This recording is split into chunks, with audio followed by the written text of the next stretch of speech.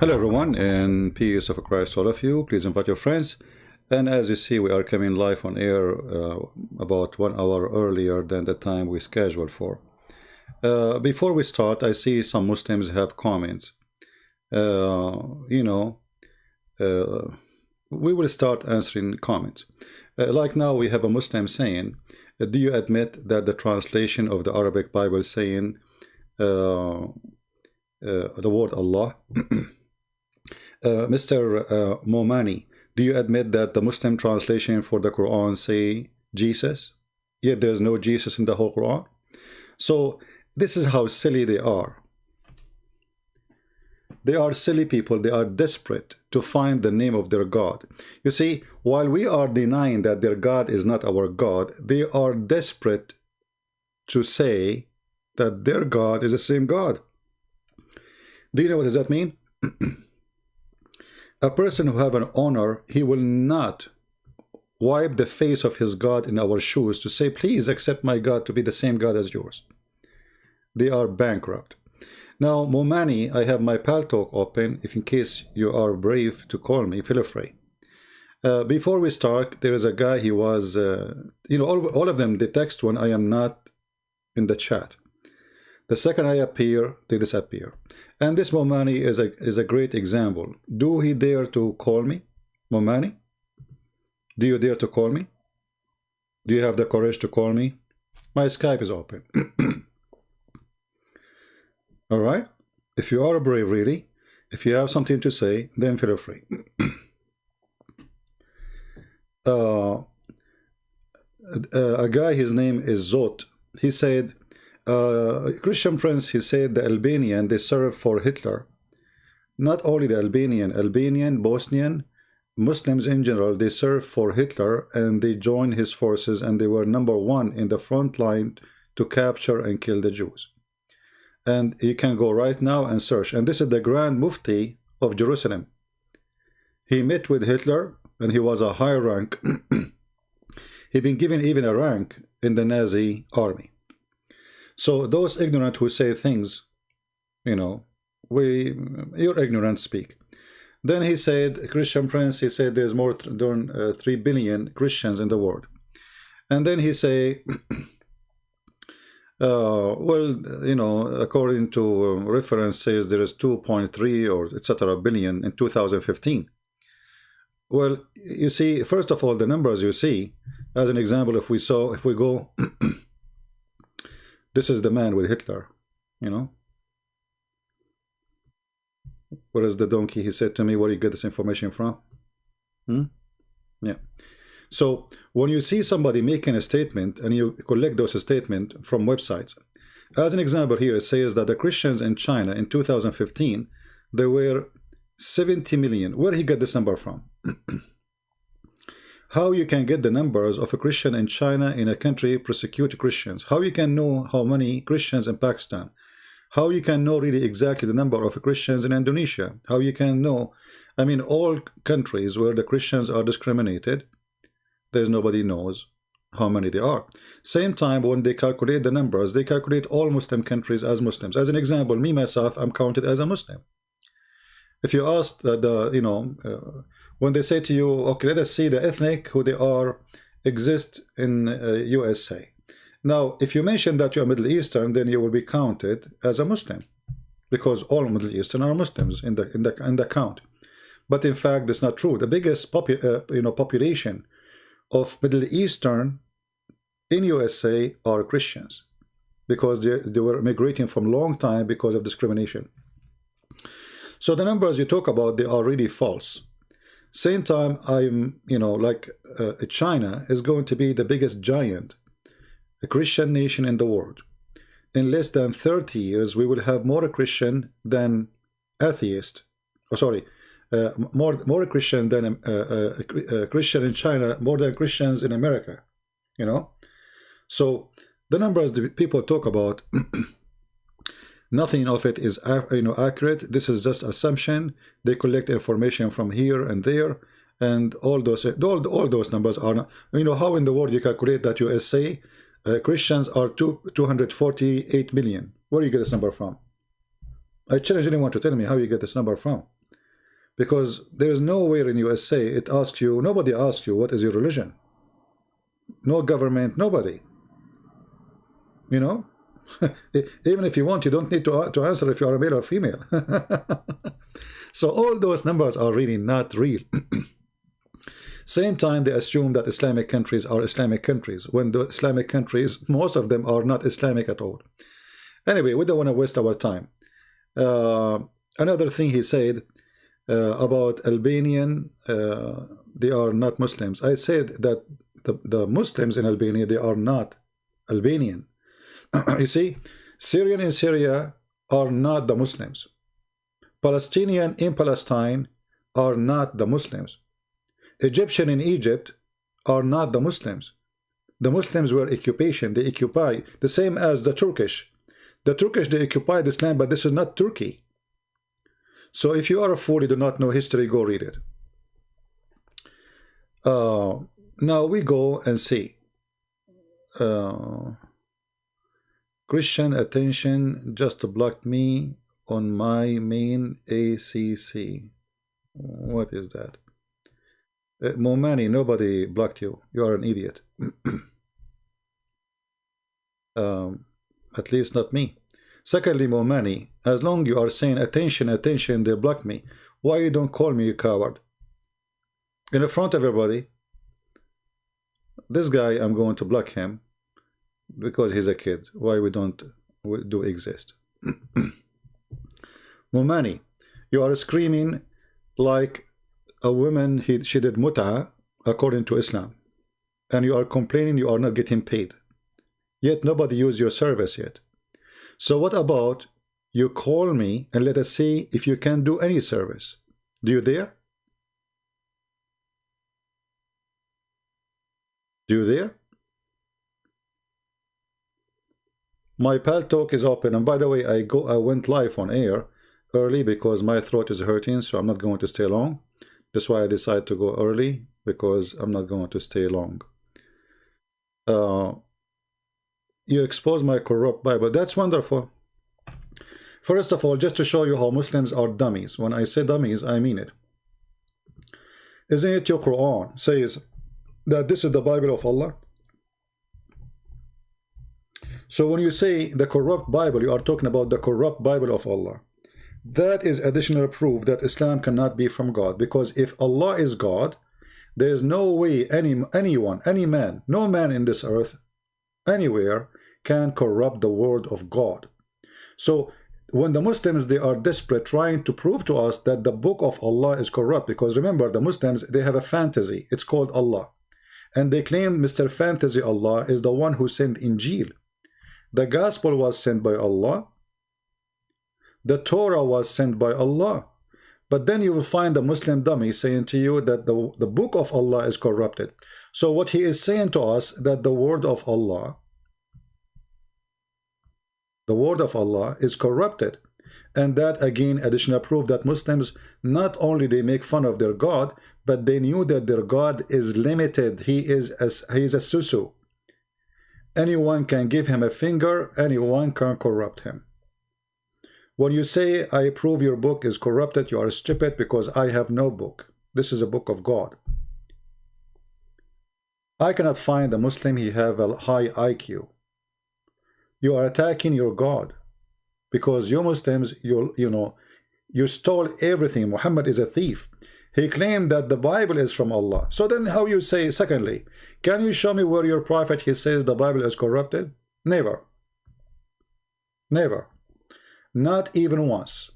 Actually, the Quran says over and over and over that he, Muhammad, he agree, he believe in what with them between their hands.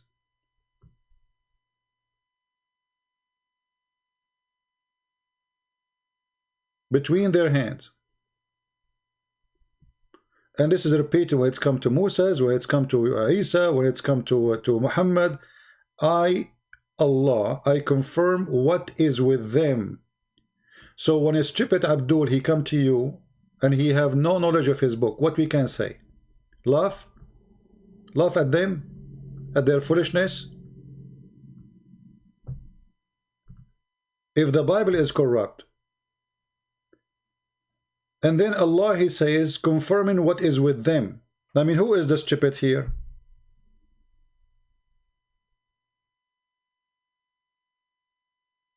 You stupid idiot. All people write the scriptures in their hand, including you Muslims.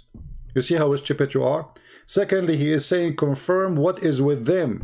What is with them? Whatever it is. Who the Christians? Who the Jews? So, okay, that's mean it's there. It's not corrupted. If you confirm one copy, it's mean it is not corrupted. So how you for you say it's corrupted?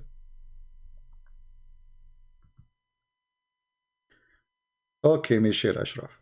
No problem. So, Mamari, do you have the courage to call me? Okay, let us go to that verse. Those who write the scriptures with their hand. But this is mean you Muslims, because you Muslim, you wrote the scriptures with your hands. Same time, you idiot. They write with their hand or they write it with their ass. What difference is going to make is your prophet says, I believe in it.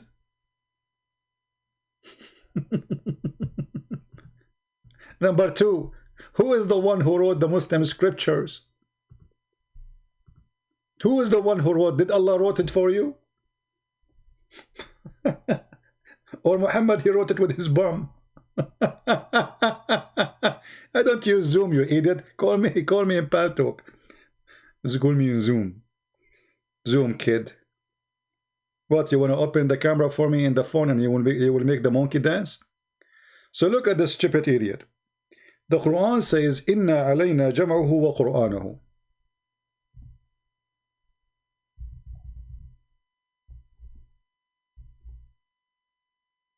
Jam'uhu wa Qur'anahu. Allah, he said, it is us who will collect it, it's us who will proclaim it. Did Allah do what he promised? Where is the Quran of Allah? This is your Quran.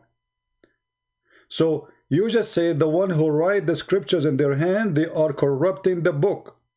This is your words. But you Muslims are the one who wrote it by your hands. According to the Quran, God, he gave Moses the tablet which is written by the hand of God. Now where is the Quran which according to Muhammad, he, Allah, will write it? Do you see the verse?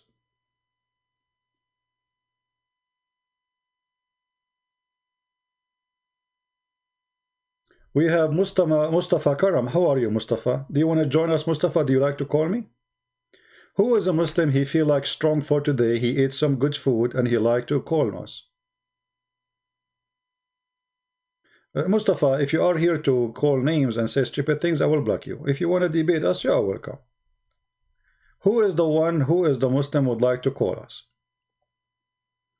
You see the topic, it says, Islam make me happy. I don't see any Muslim happy here. I see Muslims who are angry, full of hate, and they say stupid things because of their hate.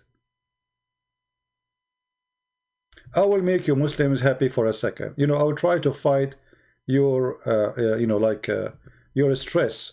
I understand you are very stressed, especially, listening to me. I mean, it's not easy. I don't blame you. I mean, put yourself in the shoes of those Abdul. You go, you fight with Hitler, and then you are defeated. You go, you join ISIS, and then you are defeated. You try to establish the caliphate, and then you are defeated. You make fabricated videos about Quran and science, and you are defeated. And then you come in the prison of Christian Prince. All of you are defeated. And the proof, no one of you dare to call me. Who wanna call me? May Hitler plus you. So if we go in the hadith, just to make you feel better, because you are a Muslim, you are angry all the time, just for comedy. Let me show you how Islam will make you happy. For me, it make me happy, to be honest with you, most of the time when I read the stories of Muhammad. Look what Muhammad, he said in this hadith. The messenger of Allah, Sulaiman, Sayyid Sulaiman means Solomon, the Jewish Solomon. Muhammad, he attached himself to the bum of every Jew. He cannot live without the Jews. He is the puppy of the Jews. So He went out to pray for rain, and he saw an ant lying on its back, raising its legs to the sky, saying, "O Allah, O Allah, we are a creature among your creatures. O Allah, we cannot live without your water. O Allah." Any Muslim there? Get lost, you coward. Zoom boy. You are the one who desperate. You know, the Muslim, they say to me, call me in Zoom because I don't use Zoom. If I use Zoom, they will say, call me in Paltalk. Kid. Oh Allah. Oh Allah. The ant, she said, oh Allah. Okay, we have a Muslim.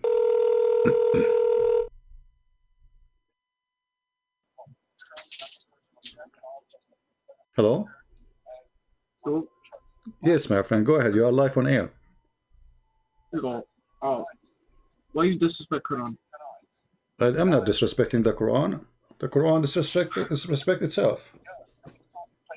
I understand, but I respect you. I respect your faith, but No, you don't respect my face. You call me najis, you call me dirty, you call me donkey in the Quran, all names in the Quran. Isn't it the Quran says non-Muslims are dirty? Don't you call it? I've never read that. Don't I you? never read that. Oh, what do you mean you never read that? Aren't you a Muslim? Yes. Okay, can you mute But YouTube, I please? have not Because we hear ourselves twice. Can you mute YouTube? Yes, sir. Yes, sir. All right.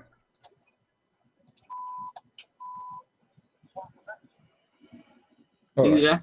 Okay, no problem. So now, so you are saying you never heard that. Why? You don't read the Quran? No. No. My Iman tells me what to believe, but I don't read Quran much. The Imam, he told you not to read Quran? No, but I do not read Quran. I just listen to Iman. And the Imam never told you the word kuffar? No. You never heard of the word kuffar before? No. Are you sure you are a Muslim? Yes. I never heard of a Muslim, he never heard the word kuffar. I have never heard that. How old are you, my friend? I'd like. I am 17. You are what, 13? 17. 17. Well, you know, I Yes, mean, sir. 17, you did not hear about this word. I mean, you are young, yes, but I mean, there is no way you did not hear it. Okay. So anyway, my friend, what do you wanna say to me? As long you are 17, I'm not going to be tough on you. What do you like to say to us? Right. So, I noticed your live stream. You debate Muslim all the time, and I was just wondering, like, you do on the Bible. You talk about the Bible a lot too, like converting them not just out of Islam but to Christianity. So my question to you is, why do you not accept Muhammad as a prophet if you accept Jesus Well, it's and very simple. I Moses? mean, your prophet was a child molester. What do you think about a man he have sex with a child? No, What do you mean now? no, he's not. He's not child molester. Not true. Didn't he have a wife? She was 6 years old. No, she was not 6. What is that? Scholars were saying that she was 19. The scholar, they say it was 19. Who is the scholar? You do the research, brother. Well, I did search. I did search. This is the wife. The wife herself, she said she was 6. If the wife herself, she said she was 6, who is the scholar? Scholar, they never been there, and there is no scholar say that. Huh? She hallucinating. Oh, okay. Well, let your dad call me, my friend. We don't want to have kids. Do we have any Muslim?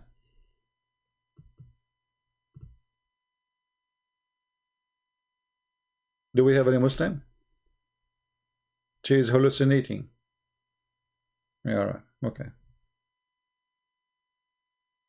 Any Muslim would like to call us?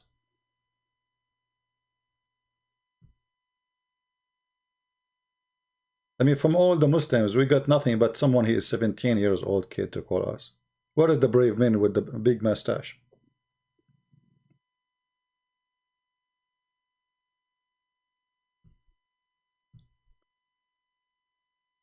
Let us see.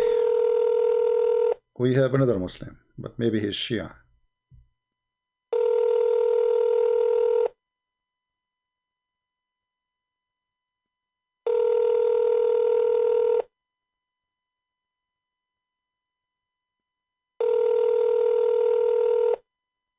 Okay, he's not answering.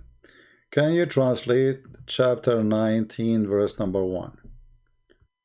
Okay. Why you want chapter 19, verse number 1?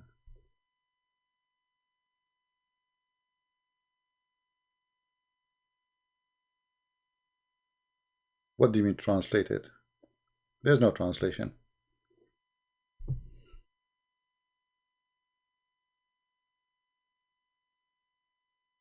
You speak Arabic? I mean, the guy is texting me. He doesn't know who I am. Do we have any Muslim would like to call us? This is ka ha ya and sad. It's one word, but it's letter in the same time. This is not a word you can translate, for simply it's not a word. They are letters which is presenting that Jesus is my God. If you have my book, you can read that. But if you ask the Muslim what that means, they will say Allah knows best. This is why this exists in the chapter of Maryam, the mother of Jesus. Ka or kaf, kaf, like the letters in Arabic, when we read them alone, we read them in a certain way, like a word, like kaf, but the letter is ka. Ha, it is ha, h. Ya, it is ya. Ain, it is a. So you see, like when we read the letter alone, we read it as a word.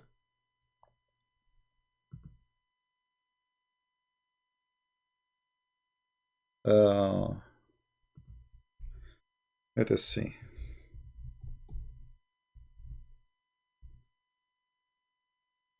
Maybe today we can get lucky.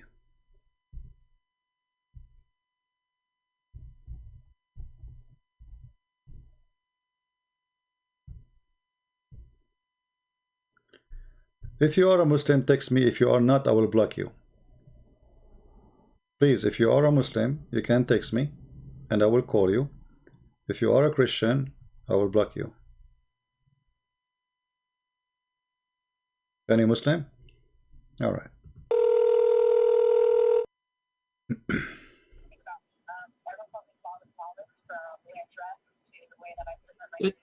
Hello. Alhamdulillah.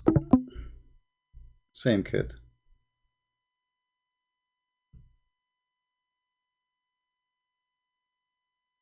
It take me 1 second to block you. I mean, so what you did, you are showing people that Islam is stupid. And none of you is smart enough to call us and speak like a what is this? Everybody is witnessing how silly this religion is. They cannot answer serious questions about their religion. It's a stupid cult. All what they do, they spam, they make noises. Once he called me, he fart. The other one, he called me saying Allahu Akbar. The other one, he called me saying the F word. I mean, what's wrong with this religion? We cannot find one Muslim he is mature. It's impossible, because you cannot be mature and you join Islam. Islam is not for mature people. A mature person, he will not believe for a second that there is a God. If you believe in him, he will give him endless private part. No way, you cannot be mature. A mature person will not believe that there is a prophet. He came out and he found an ant laying down in her back wearing bikini and her legs is up, and she was praying to Allah, saying to him, "Oh Allah, give me water." You cannot be a mature person. Simply you cannot. It's impossible to be a mature person and you believe in this cult. Prove me wrong.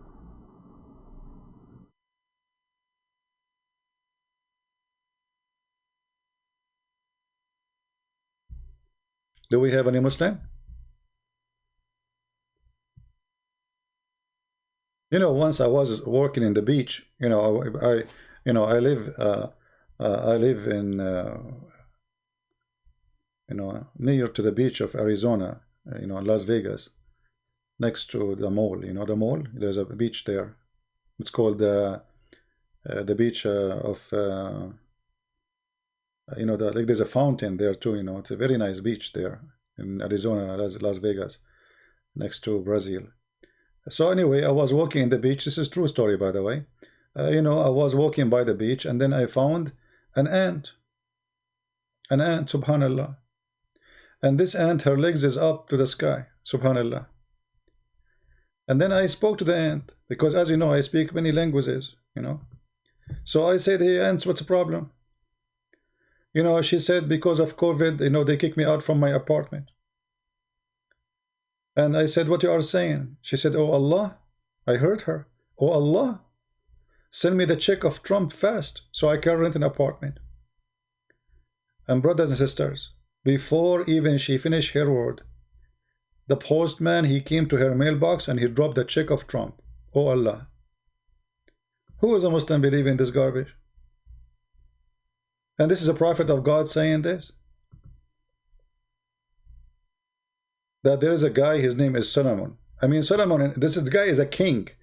He have nothing to do in his life except go out and they check for, like what, he went out to check, to pray for rain. Can't he pray inside the house? Like he have to go out. And then when he went out, he found an ant in the floor, in the ground. And this ant, her legs is up. I mean, look, this ant, she cannot pray to Allah and her legs is down. I mean, come on. That's an insult to Allah. You cannot be an ant and you do such a behavior. Shame on you. So now all the ants, I'm expecting them to pray in such a way. This is why I decide to make an experiment. I decide to collect a lot of ants and put them in a box, and I will cut the water from them. I will cut the faucet, you know. I will put them in the box, no water, and we will put like a slow motion camera recording them and see how the ant at the end, they will lay in their back and they will start praying for Allah, asking, saying, oh Allah, I want water. This is your religion. You say to me you have God, you say to me you have Quran, you say to me you have science. It's a joke. This is a prophet of God. This is a story is not even good to tell to a child. Once I said to a girl, she is like 5, 6 years old, you know, I saw a broom in a store. I said, should we buy this broom and fly like Harry Potter? She said, do you think I'm crazy? Those are stupid things, they are not real.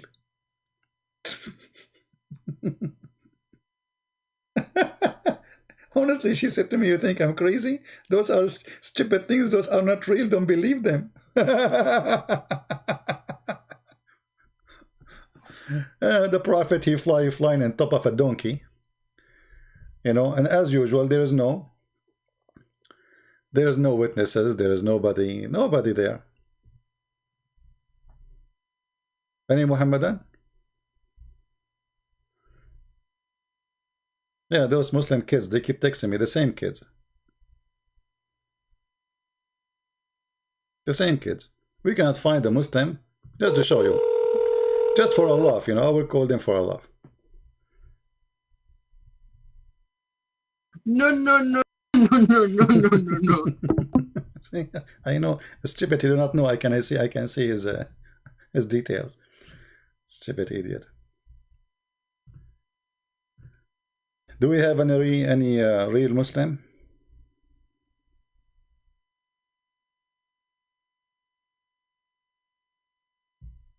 Anyone?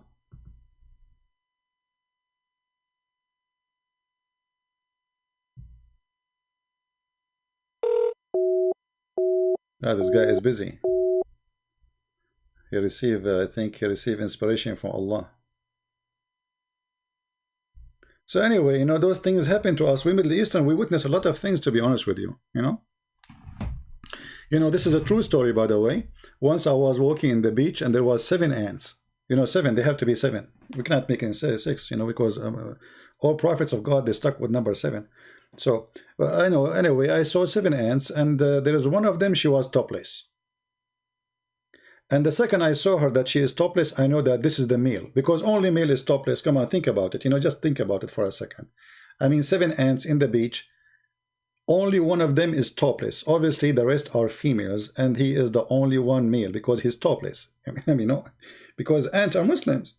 There's no way a female Muslim ant, she was going to go topless. Impossible, brother. We are very conservative. So anyway, I decide to speak to the male ant because the one is not, you know, the topless one. Obviously, it is. There is no way you can see their testicles, you know, because they are very small. You know, and you know what I'm saying. So anyway, So I spoke to the, the ant which is topless. I said to him, who is this with you? Like, are they legally your wives? He said to me, who are you? I said, I am the Sharia police. I want to know that you have legal sexual relationship with those ants. He said to me, I am prophet for the ants, and it's lawful for me to have unlimited. Those 6 is just to walk around with me. I have like thousands of them. So I said to him, oh, so you are a Muslim prophet for the ants. And that makes sense, because Muslim prophet, he have unlimited number of women to sleep with. Okay, you convinced me, but do you have any proof that you are a prophet? He said, exactly, I can prove it to you. He said, if you don't believe me, go and ask Zakir Naik. I said, you know about Zakir Naik? I mean, imagine, guys, ant in the beach, yet she watched Zakir Naik. And she said to me, go and read chapter 27, verse number 82. Really? Chapter 27, verse number 82. The ant said, yes, this is a verse speak about me. Who is a Muslim have the courage to call me and read the interpretation about that verse, so we can die laughing? Huh?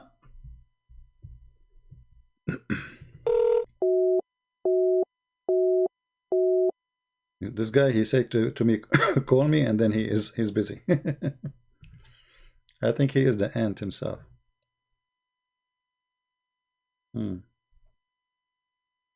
We have another Abdul, maybe the same kid.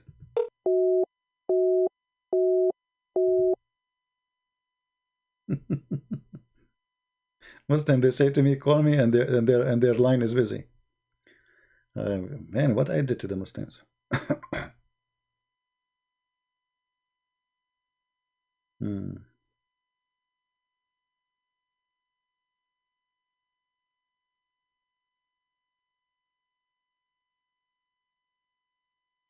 Any Abdul?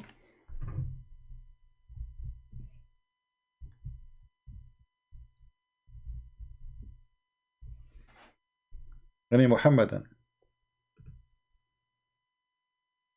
So when I was watching the chat, there was tons of people speaking about me, against me. Liar, he is, etc. Why you don't admit that the word in Arabic Bible translation is Allah? My friend, it's a translation. It's a stupid translation, like your Quran.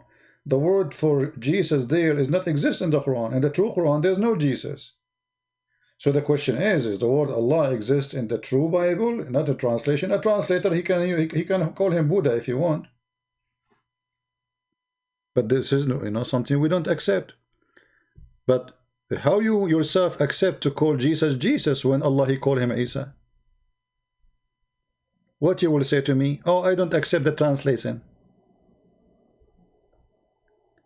The second you accept Jesus, we refuse Allah.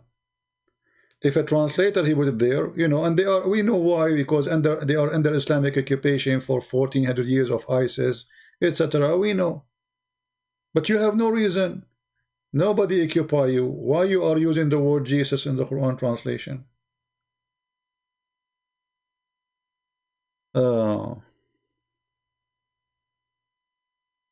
Same time, our problem with Islam, my friend, is not the name. Let us say you change your name, the name of your God, and you call him, Adil Imam. Peace upon him. Change his name. Who care about the name? Or let us say you call him Peter, or you call him John, or you call him even Jesus. Still, your God is a false God. He does not exist. The name is not the problem. I mean, don't you see the stories? An ant sleeping in her back. This is your prophet. So, who is the one who taught Muhammad this story? Allah. I mean, be honest with me for a second. Do you think really there's a God? He have time to tell such a stupid story? If we ask Zakir Naik, who is the one who taught Muhammad this story? What he will say? Tadadin, tadadin, tadadin, tadadin, tadadin, tadadin. Christian Prince, I'm not going to answer you. How you know I'm going? How you know it's me? I know it's you because you are the only one to call me when I have intercourse. What? You are the only one to call me when I have intercourse. You are having intercourse now? Exactly. Intercourse with your wife? Christian Prince, you are a very dirty mind. I was having intercourse with the religion of Islam. You have intercourse with the religion of Islam? How you do that, man? Simply, we do intercourse, which means I'm teaching course at the school. Ah, intercourse. Ah, okay. I thought it's something else, man, because your prophet, he used to imagine himself having intercourse. In fact, he did not, so I thought you are doing the same. Christian Prince, first of all, you are not polite. Secondly, you are very rude. Number 3, I'm going to get you busted. Okay, so Zakir, you know, I'm just asking you. I mean, there's just a simple question. Maybe you can answer us, you know. What do you think about this story? Who is the one who told this story to your prophet about the ant sleeping in her back and praying to Allah? I mean, what happened exactly? Christian Prince, Allah informed the prophet. He told him all the stories. Zakir Naik, I have a question. I want to know why you squeeze yourself when you want to say something. Like, is your mouth is something? I mean, this is squeezing. It sounds like it's there is struggle. You know, you are trying to push it out. Exactly, and this is why I'm going to get you busted. First of all, Allah, he told the story to Prophet Muhammad, and he told only executively. What? Executively. What? He told him only the story executively. So you are saying that Allah, he told the story only to Prophet Muhammad. Exactly. This is why you see Prophet Isa did not know the story. Every prophet did not know the story. Nobody knows the story except Prophet Muhammad, because Allah told him the story exclusively. But I mean, why Allah he saved this story to Prophet Muhammad? Because it's a big story and have a deep meaning, spiritual meaning, that all animals are created to pray for Allah. And Allah, he told Muhammad this story because it's very deep. That's a very deep, man. I mean, we have to admit, you are right. So Allah, he told Muhammad this story. How come we don't have it in the Quran? Christian Prince, not everything Allah, he said in the Quran. Huh? Not everything Allah, he said in the Quran. Are you serious? Exactly. So Allah, he said this, and it's not in the Quran. So how you say the Quran is preserved? Isn't it the Quran is the word of Allah? Exactly. But you just said that the one who said this is Allah. So how come it's not?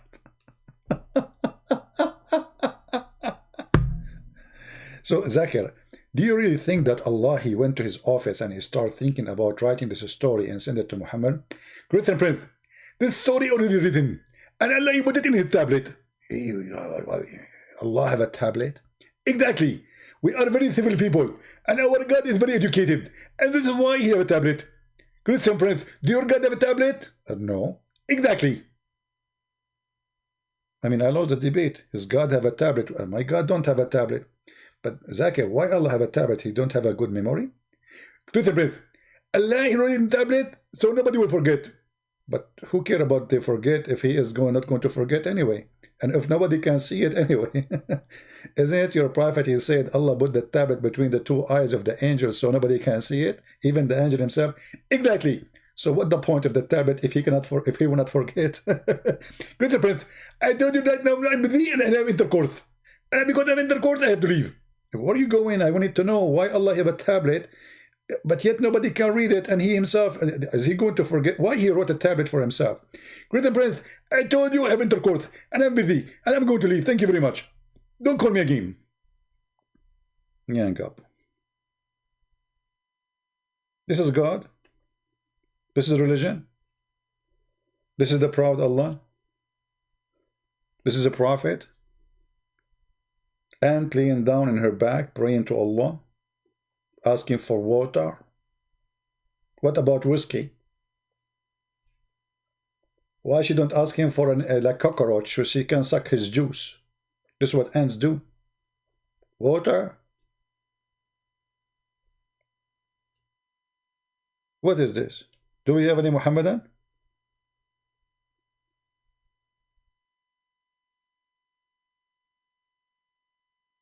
Any Muhammadan?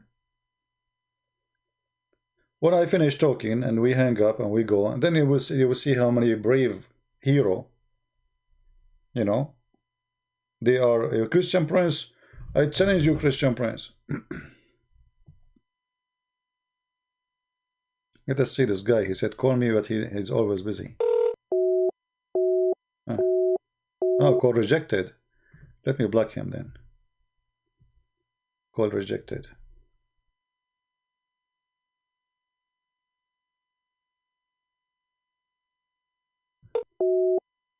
Okay.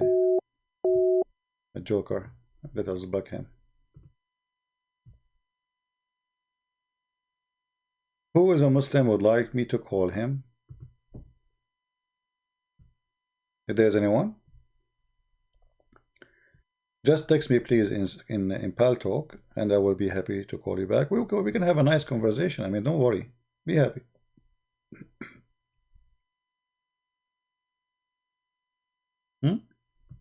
Anyone?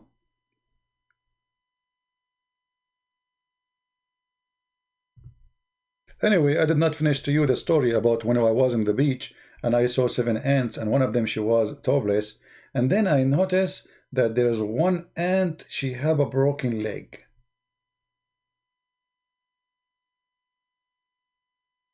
I don't know how I mean, the story have a lot of details. Guys, do you have time? Do you have time to listen to the story? The one with the there's a guy, guys. They open a chat room in Paltalk, the same program I'm using right now for people to call me. And the Muslim, they invite everybody. This guy, he claimed that he was the Pope. He was the Pope of the Catholic, and he is Egyptian. So, brother, this guy, he told them, I was the Pope, and I converted to Islam. And I was praying to Allah secretly. I wish at that time we have those recording programs. That would be wonderful. I don't know about them at that time.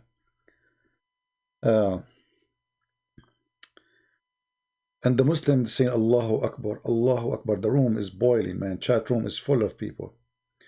And then they said, and then once they opened the door on me, and I was praying to Allah. And that's it. They discovered that I became a Muslim. So they jailed me, and they put me in a private room.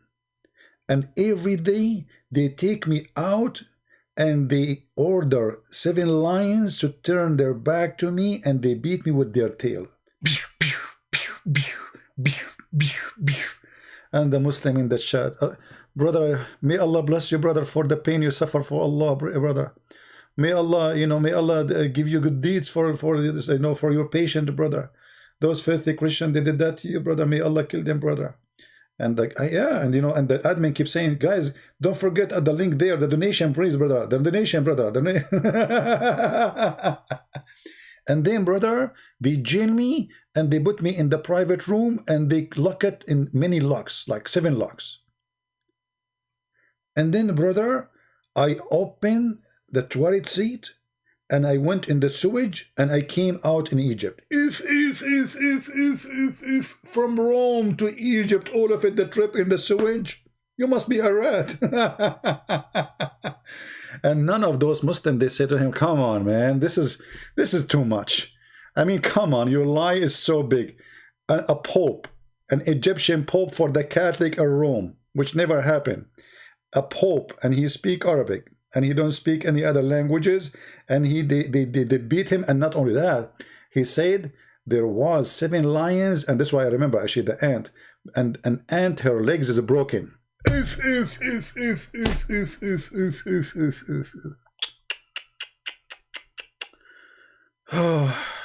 True story.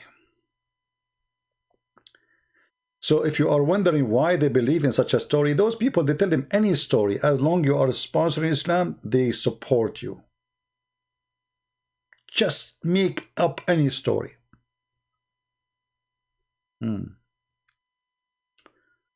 Yeah. I mean, it's very easy. I mean, you break the toilet seat, you go inside in the sewage, you come from the other side in Egypt. I mean, yes, there's a sea between them. Yes, there's thousands of miles, but who care, man? And there's no sewage connected. Who care? Allah will connect it. Allah will ease the trip. It's very easy. It happens all the time. All the time.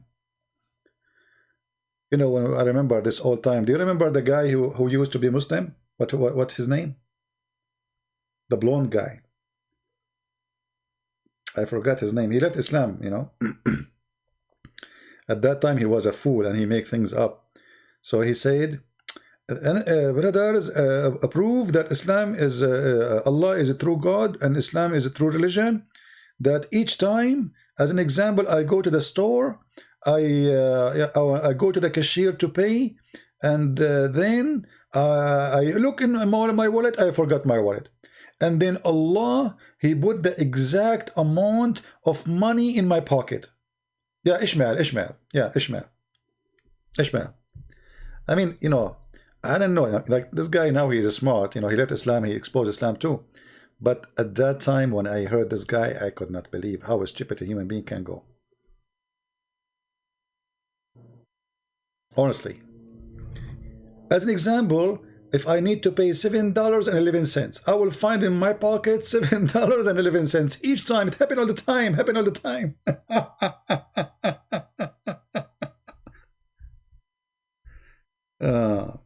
I think I have still the video on YouTube. Let us see if we can find it. I mean, I don't know. The second when you are a Muslim, you are hilarious.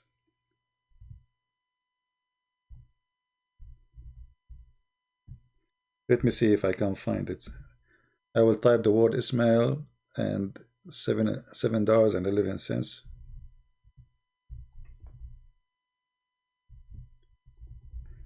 Maybe we can find it. You know, always I look back on time,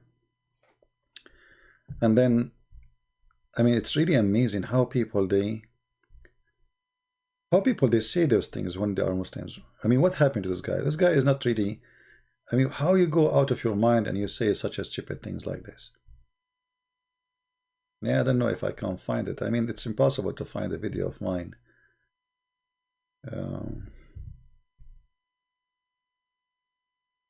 Maybe we need to find it, call it Islamic Miracle. I remember the name was like and contained $7.11. $7. Yeah, it happened all the time. All the time it happened. Each time he would go, I found it. Man, history.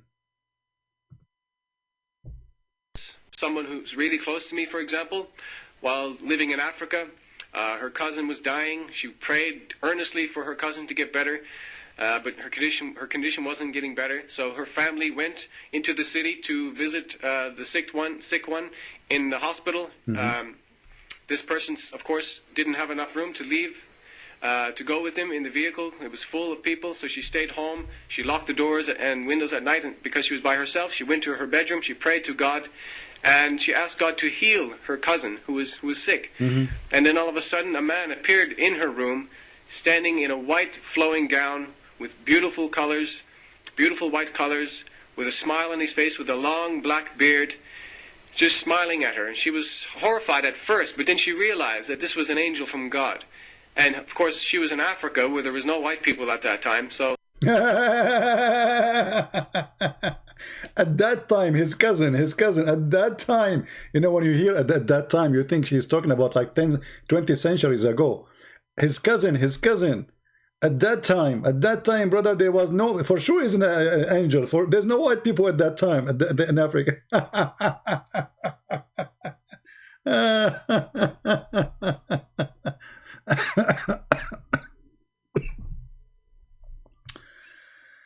Oh boy.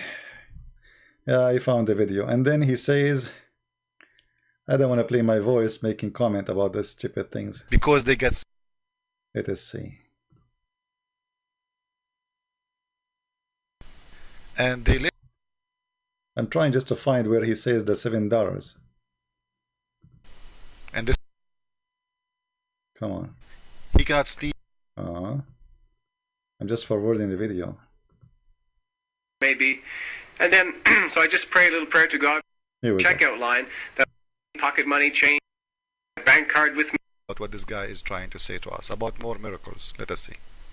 and I don't have enough. I forget, for example, to take my bank card with me, and I've only got some like small money, pocket money, change, and a few bills in my pocket. I go to the supermarket, and then I realize when I'm in the checkout line that I forgot my bank card or my credit card, whatever it may be. And then, so I just pray a little prayer to God, please let me have enough money for all of these groceries, Lord, Allah. And then all of a sudden, it happens to me that I have the exact amount of change in my pocket. The exact amount of change. You go to the Walmart and you don't have, you forgot your wallet, you forgot your credit card, and then you don't have money. So you pray to Allah.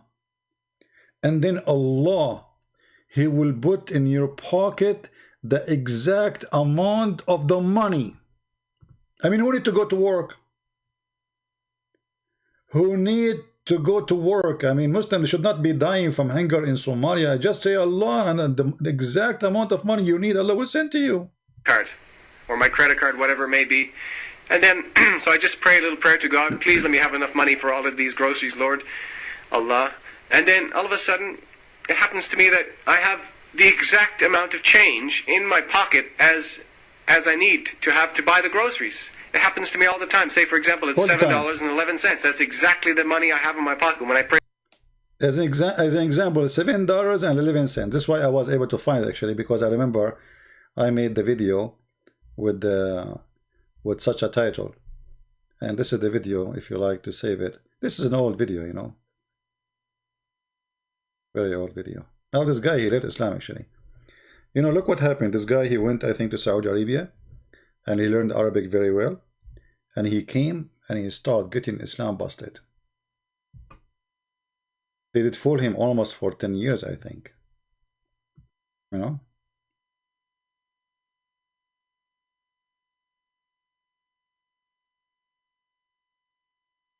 Yeah. We are not getting anyone is, you know, we are getting just Muslim kids texting me.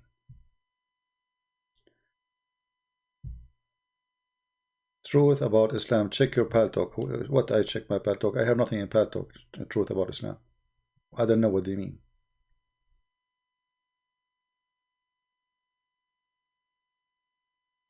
Do we have any brave Muslim would like to call us? He was a Muslim for 16 years, right? Yeah. 16 years, and then when he learned Arabic, he started noticing that everything he learned about this cult is a garbage. But imagine, I mean, how this guy, he was saying those things when he was a Muslim. I don't care what he is now. I mean, obviously you have a problem. But when it is the second you convert to Islam, there is something wrong. All the time you go to the grocery store, you don't take your credit card, you say Allah, oh Allah, and the Allah, he put exact amount of money in his pocket, $7.11.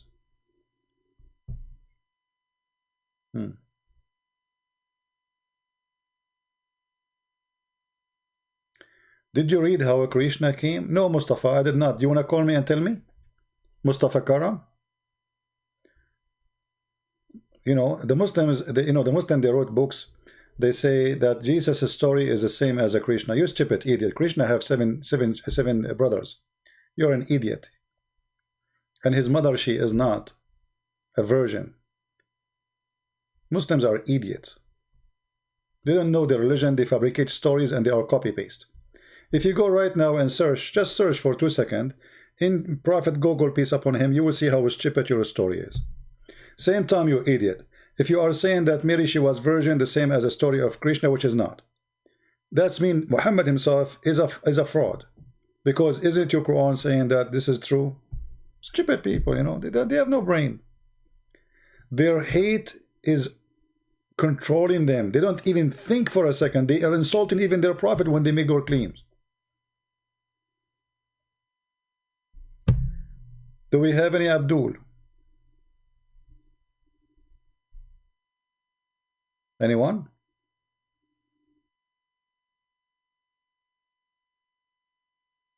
Do we have any Muslim?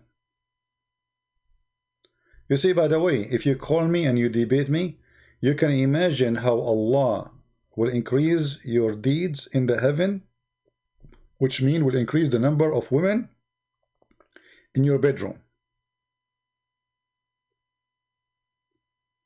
Don't you want to have that? Don't you want to have a power like Prophet Muhammad, the power of 4,000 men in bed?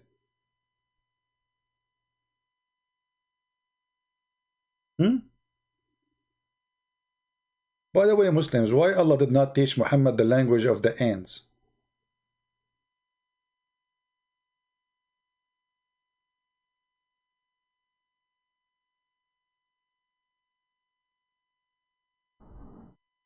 Bahibak? But Bahibak mean I love you. Why somebody who is a Muslim call himself Bahibak? Let us see.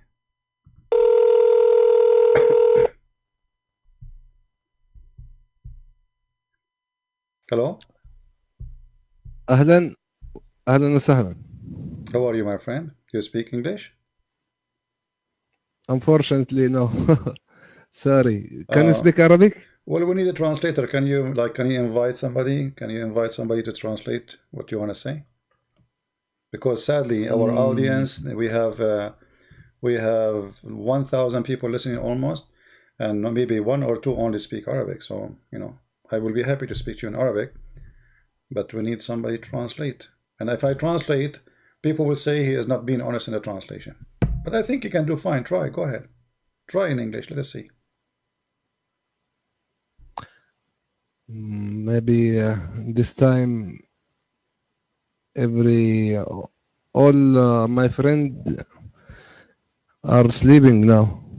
All right. Well, but I mean, I think maybe your English is fine. You know, try. Let us see how good your English.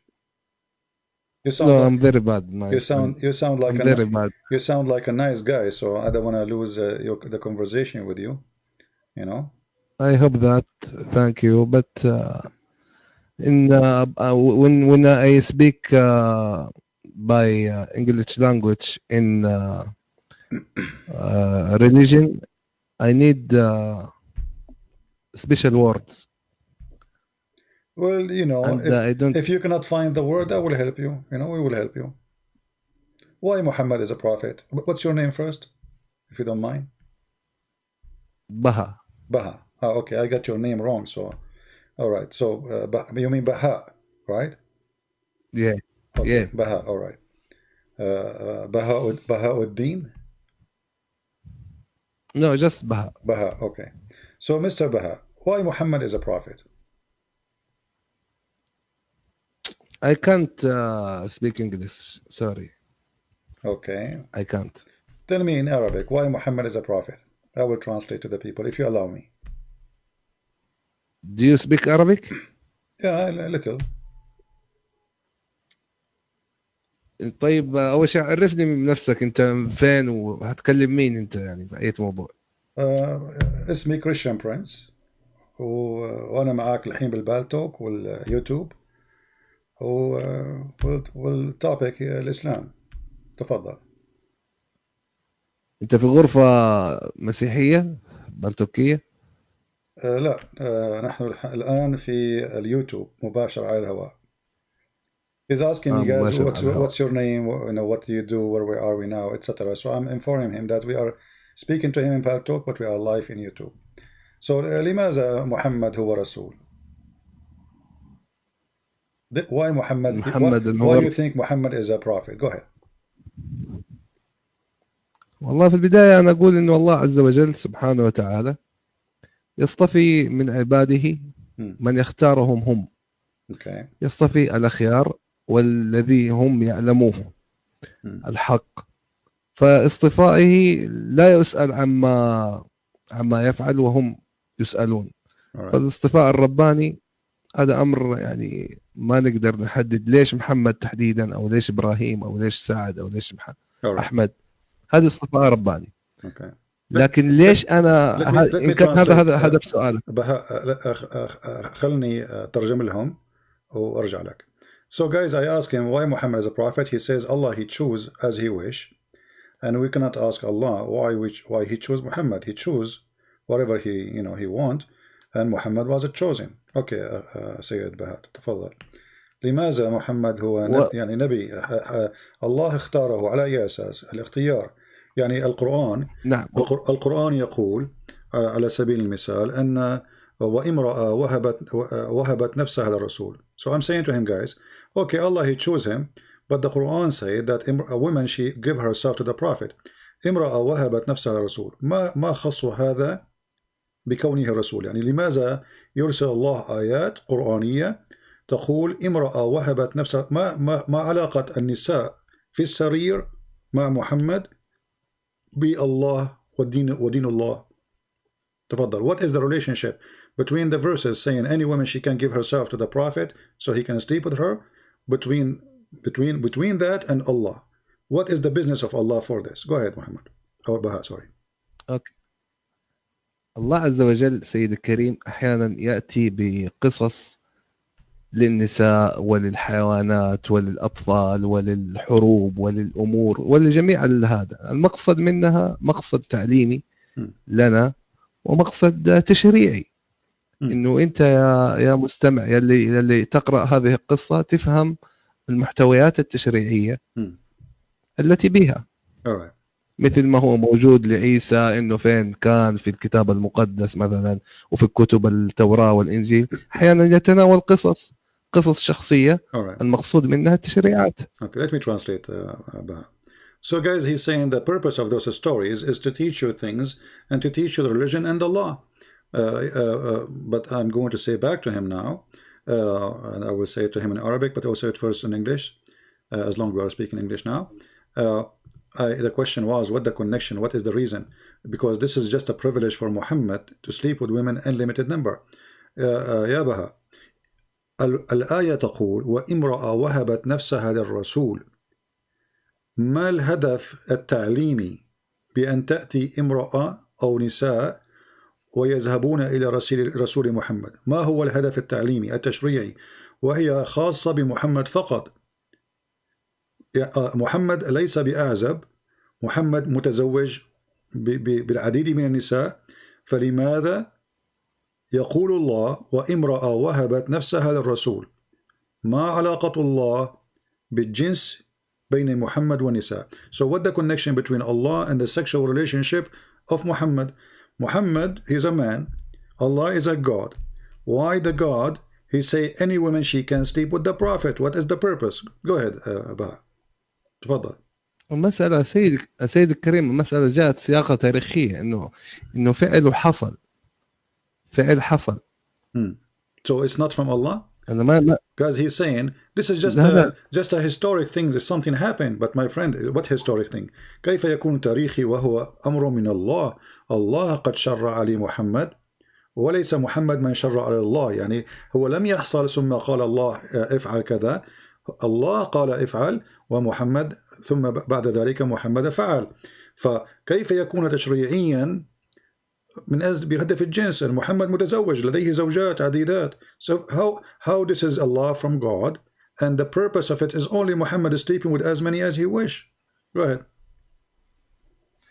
والله أنا أحس إنه كده حوار ما حيستقيم، لأنه يعني أنا بتكلم جملة وأنت بتروح تترجمها بطريقة وما عارف حتى وجه الإشكال في الآية. الله بيذكر شكل تاريخي، بيذكر لك قصة إنه امرأة وهبت نفسها. فين الإشكالية في السردة؟ وهل يترتب على هذا الأمر إنه الله ما له شغل؟ أنت فاهم موضوع كيف؟ يعني ما أدري. Guys, he said to me, I'm translating as I wish. So if you speak English, translate. If you do not know, then bring me somebody to translate. You know, this is what Muslims they do always. They complain. Secondly, he says, okay, well, Allah, he is the one who make it for him, and about a woman, she offer herself. What the problem? This is history. My friend, it's not history. Any woman, she can offer herself the Prophet. This was a privilege to Muhammad. هذه كانت هدية من الله لمحمد خاصة بمحمد وليس بالمسلمين. أي امرأة تهب نفسها بدون مهر، بدون ولي، بدون أي شروط للرسول لكي ينكحها الرسول، وتقول لي يعني ما خاصة هذا بهذا؟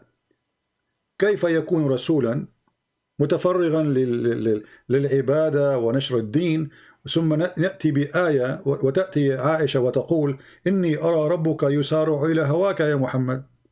عائشة اكتشفت أن محمد يفبرك الآيات ويدعي بأن هذه آية من الله، ولهذا قالت عائشة إني أرى ربك يسارع إلى هواك يا محمد.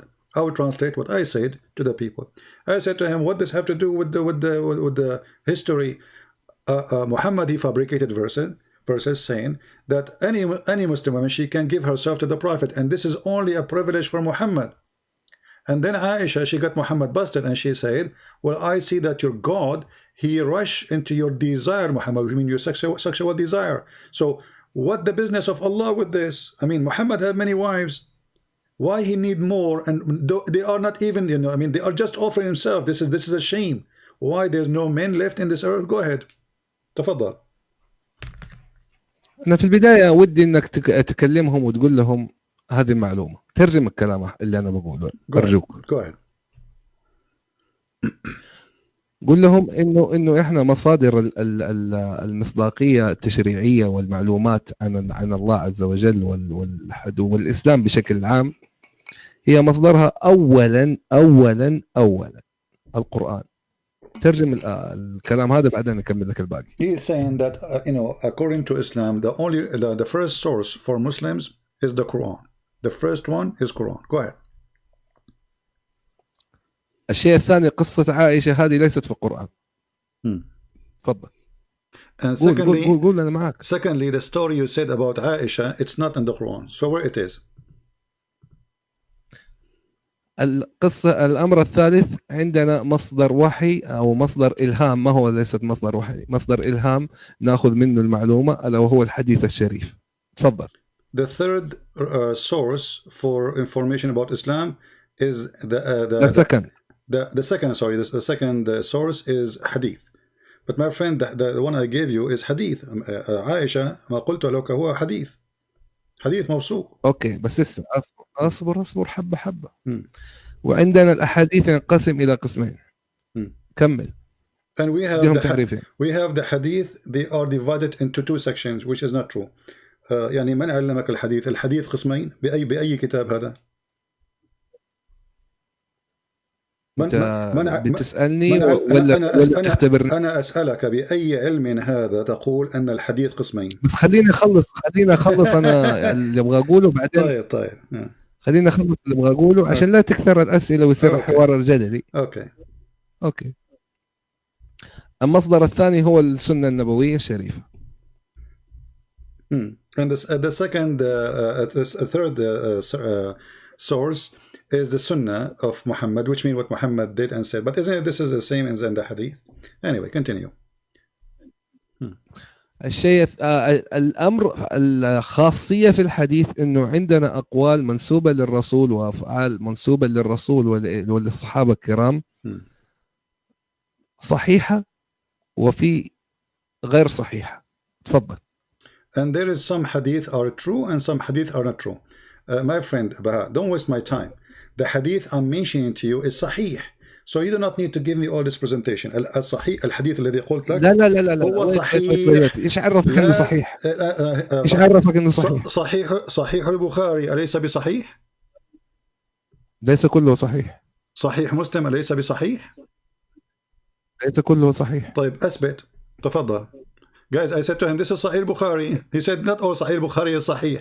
This is funny. Sahih Bukhari, not all of it Sahih. Now, do you see anywhere it says, هل رأيت يعني بأمانة يعني أنت رجل ونحترم فيك الرجولة يا سيد بهاء، هل بأمانة هل رأيت في أي مكان قال فيه المسلمين بأن هذا الحديث ضعيف؟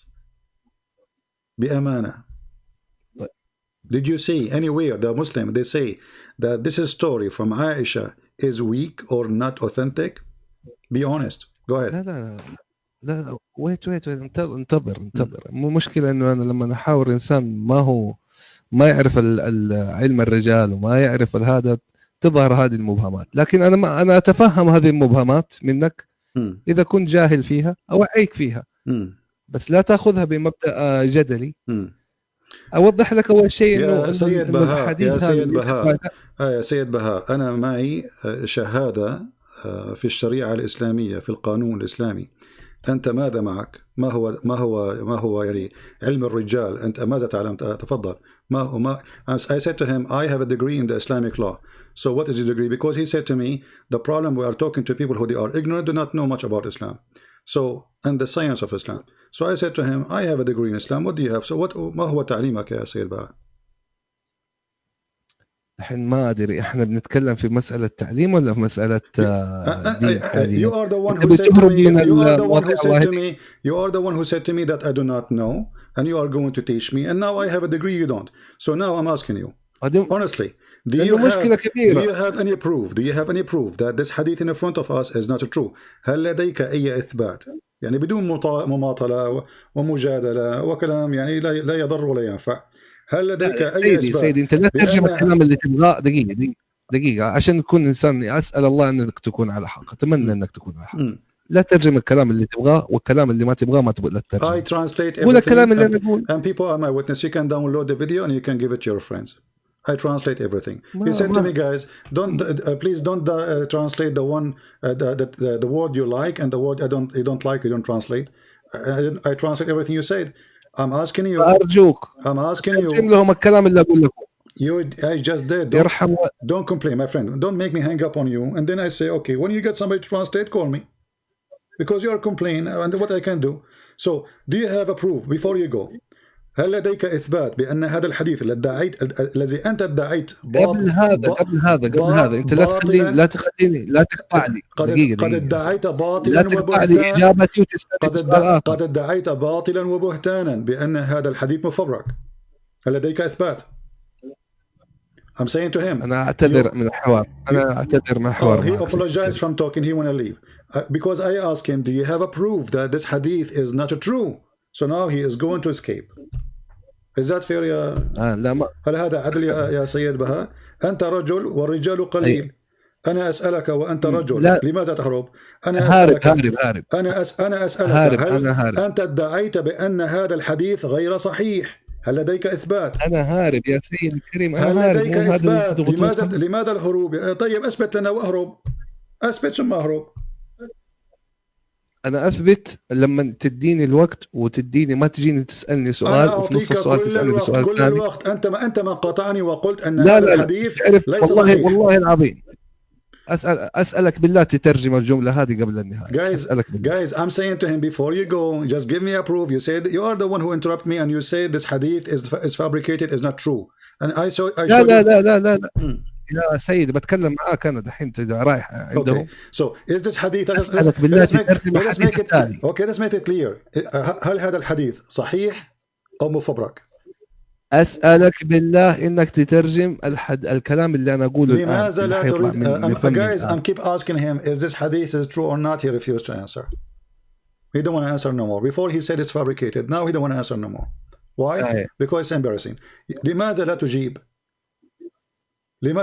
يعني ما المشكلة؟ لماذا ما تعطيني وقت الإجابة؟ أنا تفضل. هل يعني ليس هناك يعني إما أن تقول أنه مفبرك وتثبت، أو تقول أنه صحيح، انتهى الموضوع.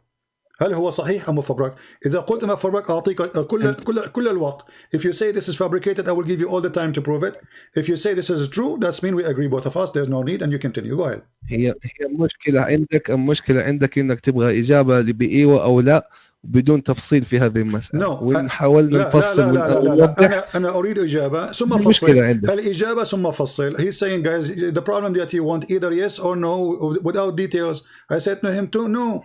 I want yes or no and give us the details. I did not say I don't want details. No problem. Give us the details. But either you say to us yes or no. جميل. أوكي. هل لا زلت تضرب امرأتك؟ ترجم الكلمة هذه. He is saying to me, do you still beat your wife? I don't beat my wife. Your prophet he did. And you Muslims beat your wives. تسألني هل تضرب امرأتك؟ نحن لا نضرب النساء. لا. هل لا زلت لم أقول لك. شوف حتى أنت في ترجمتك أخطأت. أنا قلت هل لا زلت تضرب امرأتك؟ Yeah, he said, you say me, do you still beat your wife? Right? Okay. So why are you asking me this? What does this have to do with our topic? هذا السؤال اللي إجابته إن جاوبت خطأ فأنت مخطئ، وإن جاوبت نعم فأنت مخطئ. أولا أنا لست متزوج يعني فإن قلت نعم فقد كذبت، وإن قلت لا فقد كذبت أيضا، فأنا لست متزوج أصلا. I'm saying to him, first of all, I'm not married, so if I say yes I beat her, I am lying. If I say I did not beat her, still I'm lying because I did not marry yet. So I mean what does have to do with our topic, my friend? ما علاقة هذا السؤال الغريب العجيب بالحديث? What is the connection between your question and this hadith? It is in your Quran in chapter 4 verse 34 في سورة النساء سورة النساء الآية 34 تقول أول مرة أشوف تجيز لك السؤال أطول من الإجابة. ضرب النساء أول مرة ضرب النساء في الإسلام جائز ومشجع عليه. جميل. أنا جميل. أسألك ما علاقة جميل. هذا جميل. ما علاقة السؤال بهذا? I'm saying to him, this is in the Quran, it says you can beat your wife. Why are you asking me? He want to change the topic, that's it, you know. This is what Arab people do. You ask him about potato, he answer about tomato. نسأل العرب عن الطماطم فيردون عن البطاطس. أنا أسألك عن حديث عائشة وامرأة وهبت نفسها للرسول فقالت له إني أرى ربك لا يسارع في هواك يا محمد. أنت قلت هذا حديث غير موثوق. أثبت. ترجم الكلمة هذه اللي حقولها أرجوك. ممكن؟ He's saying to me, guys, قول please أنا translate what I'm going to say. Go ahead. أول مرة أنا أشوف سؤال أطول من الإجابة. He's saying this is the first time he hear a question is longer than the answer. No, this is not the first time, my friend. Isn't it you're a prophet? He says that when they ask you, do you believe in Allah? You say, yes, I do. That's it. The question is longer and the question is shorter. So look like you do not know your Quran. Is it? ليس قد ذهب وولى حلق مع الريح. He ran away.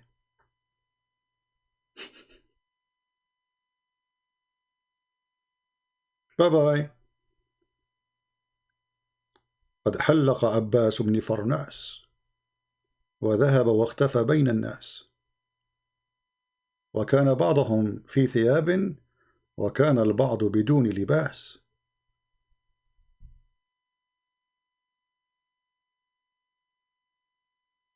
He ran away.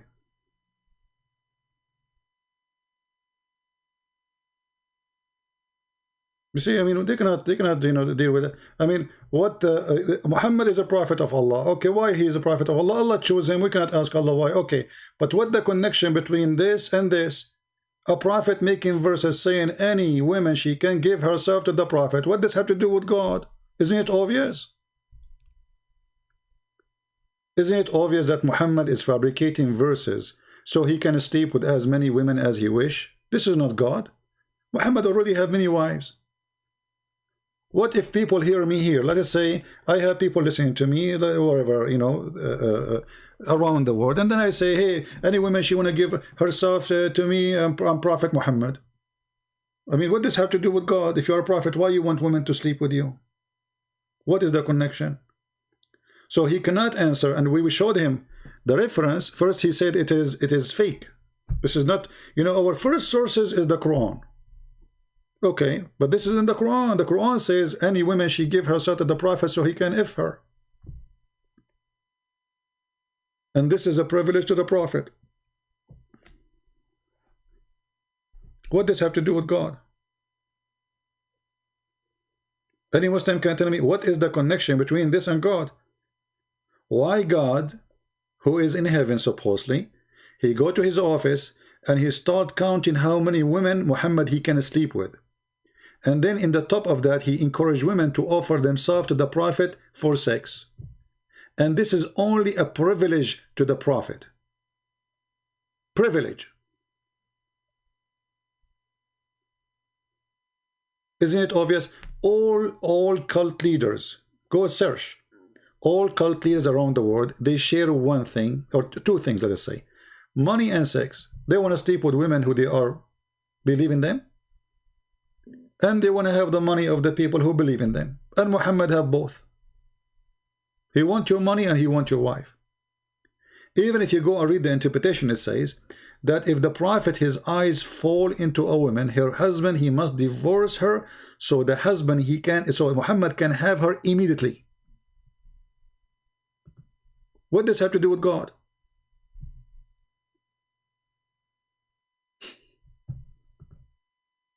You know what I mean?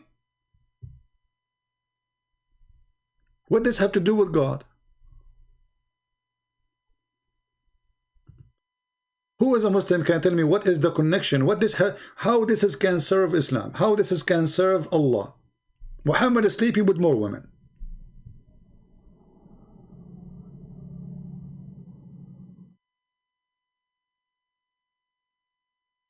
Any Muhammadan? As you see, they speak Arabic, they don't speak Arabic, it doesn't matter. All of them, they run away.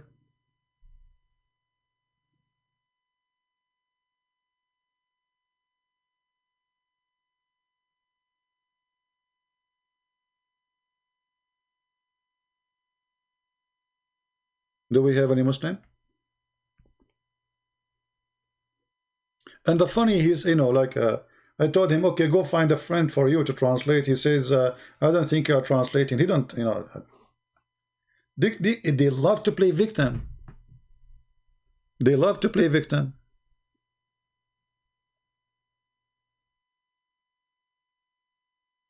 I'm telling you, they love it.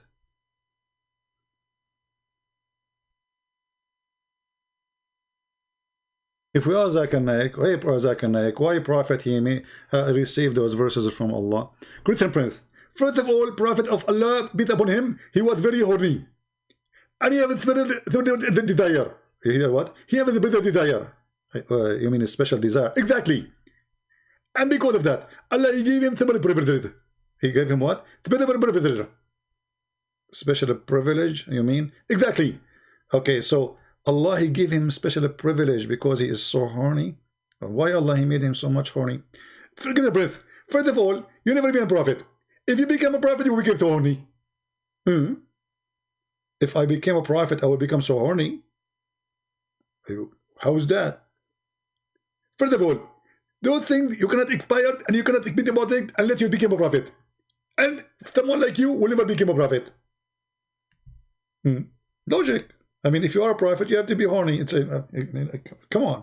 It's like it's an automatic thing, you know. Like you became prophet right away. Allah, he like he put some extra, you know, you know, in your, you know, and then like, what is this? This is a prophet of God. What is the connection? And the funny, there was a video made by the Deen Show. He said they were asking him. So the guy, they get a sheikh. So what is the proof that Muhammad is a prophet? He said, okay, let us ask those questions.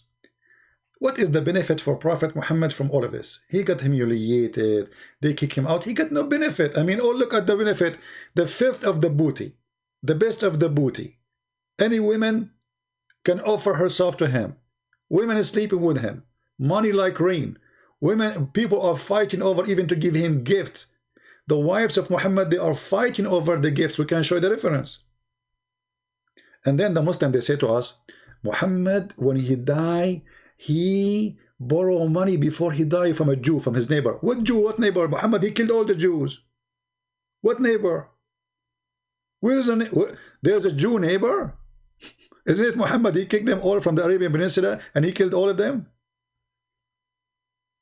Some they were lucky, they left and they run, and the rest he killed them, and he borrowed money from the Jew. He stole all the Jews' money. There's no Jews left. They try to present to you that Muhammad was the Dalai Lama. He wear a sheet, and all day he have his hand like close to each other, and he says zucchini, zucchini, zucchini, zucchini, zucchini, zucchini. Hey Muhammad, what is zucchini and what zucchini? First of all, I can explain to you what zucchini and what zucchini. This is from the code of Allah. I mean, this guy, even he cannot even explain his book. Have you ever heard of a prophet of God? People ask him what this verse means, he do not know. Have you? A prophet of God, the second you ask him a question, he go in the coma. Bye-bye, I have to go. Like Muhammad, You know, and the Jews, they used to make fun of him, by the way. Like, you know, they ask him about Dhul Qarnayn, the man with the two horn. Have you ever heard of a guy, his name is the guy with the two horn? Why, he's a cow? I mean, give him a name at least. What's his name? Muhammad did not know what his name. So the Jews, they ask him about a prophet, his name, the man with the two horn. And the Jews, they are making fun of him. Muhammad, he was not sure what to say. So he said, okay, I will answer you. And then the inspiration of Allah came. Muhammad, he went, he started asking people, and then he got some information, and then he come to them with those verses in chapter 18. And he said to the Jews, okay, and they ask you about Dhul Qarnayn, the guy with the two horn. Say, I shall recite to you something of his story. Okay. Verily, we established for him in earth, and we gave him the means of everything. This is his story now. And then, so he followed the way. What? Where is we? Where he live? Who is he? This is the story, how to start. He followed away. It's like, you know, guys, somebody asked me about Trump 3,000 years from now. And then I say to you, he have this, Mr. Trump, he used to have a Trump in his head. And then he followed away, and he found himself in Washington, D.C. At least in my story, there's Washington, D.C. Here. We never know where he go. Where does this guy go? So he followed away until he reached the sitting place of the sun. He found where the sun set. You can't be serious. I mean, you know what? I'm traveling for the last 20 years trying to find where it said. I could not find it. And look how easy it was for Dhul Qarnayn. He kept going, driving, and then at that time they don't have driving. Come on, don't lie. Hey, Christian Prince, come on, don't fabricate things. Hello? You know, Christian the Great, he don't drive. He used to take a dragon, you know, a horse. So dragon, and then brother, he arrived where the place, where the sun, there's a place. Yeah, there's a place. That place is very, now it's known. Before it was not known. Because Dhul Qarnayn discovered it. So he arrived where the sun set. And he found it sitting in a spring of muddy water. That's deep.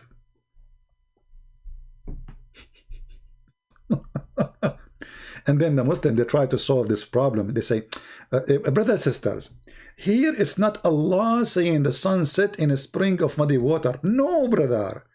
Allah saying that Dhul Qarnayn, he thought it set in a muddy, where he thought, where anyone, do you say, it says Allah is talking, it's not even Dhul Qarnayn. Allah telling him what he found. He found it. It's a find. It's not he thought. But because now it's very embarrassing, so we have to come with all excuses, otherwise the Quran, all of it is a joke. Do we have any Muslim want to say anything?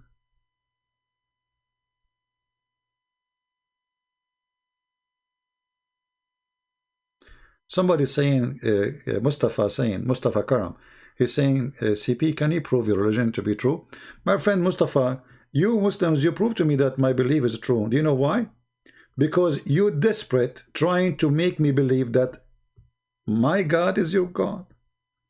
If my religion is not true, so why you are desperate trying to say to me all the time, the same God, we worship the same God. So you see, we Christian, we say no, we don't worship the same God, which means you already in your heart, you believe that we have the true belief. Otherwise, you will not kiss my shoes asking me to believe and accept that the same God is our God.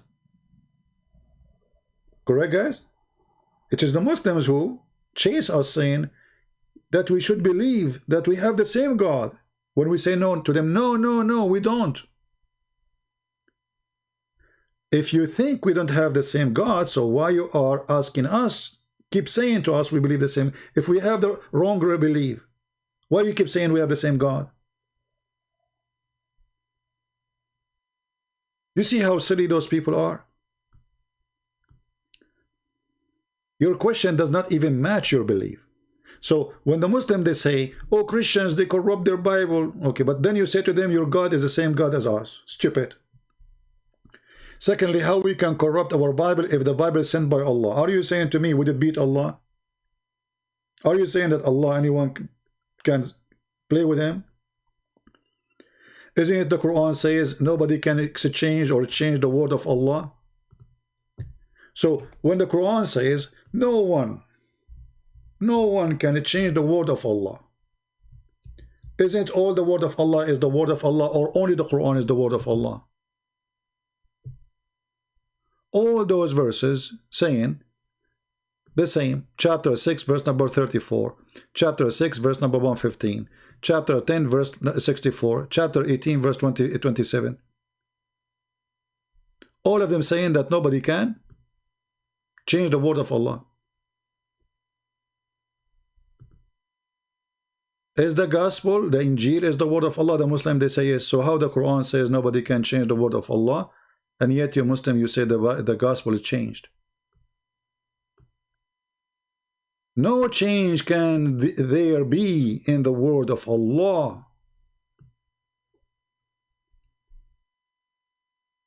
Is that a false prophecy? Did Muhammad make a poo-poo here? Did Muhammad spoke foolishness when he say this? Because if the gospel is changed and nobody can change the word of Allah, then nobody can change the word of Allah. The word of Allah is whatever Allah he said. If the Torah is the word of Allah, and the Injil is the word of Allah, and the Quran is the word of Allah, that means nobody can change the word of Allah.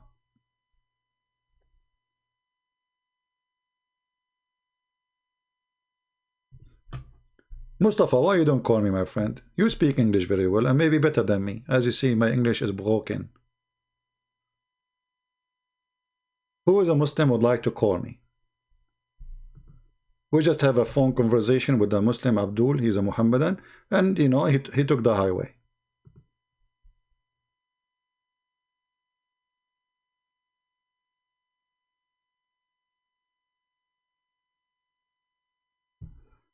Yeah, and then the Muslim, they found Muhammad in the Bible. Moonlight, please don't spam the text, my friend. Even YouTube is blocking you. Guys, don't spam the text. Don't. Why you do that? Come on, don't spam. Just post it, and there's no need for 1,000 laughing things. Okay, there's hold and then standard narrative holds, whatever, you know, easy.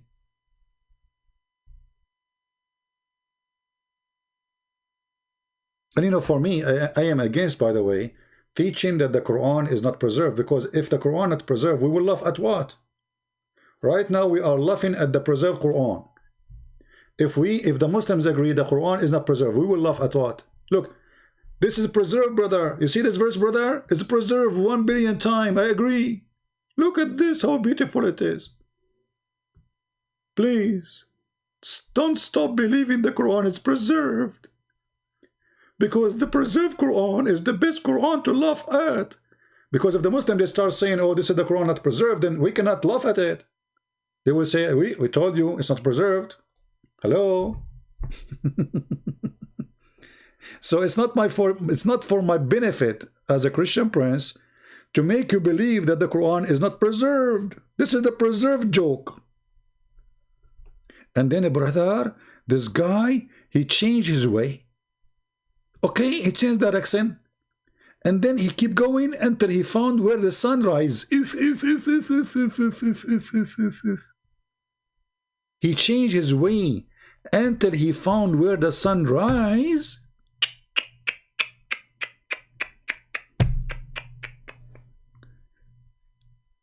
I never thought that this can happen to any man. Finally, there's a man. He was able to find where the sun rises, and he found it.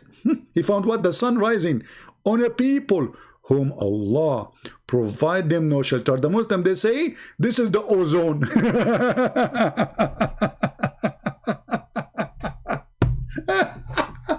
The North Pole, the North Pole. You idiot, the sun rises in the North Pole. You idiot. Potato. This is how the sunrise, Muhammad, I mean, this guy, he found the sunrise in the North Pole. Hello? Ozone. And then he found their people. And those people, they said to him, there is people who they are not people. What? There's people, they are not people? Yes, they are not a human. Their name, the people are Gog and Magog. They are not a human. Hold on, let me search for you, Gog and Magog. Guys, are you enjoying this comedy? Be honest with me. Isn't it this is better than any comedy show ever you saw in your life? It's better, right? I mean, come on. Face it, face it. Face it or leave it. Yeah, brother. Okay, brother, okay. Yeah, it's a true story. Nothing here is not true story. Let me find you the pictures of Gog and Magog according to the description of the Muslims. Give me a second.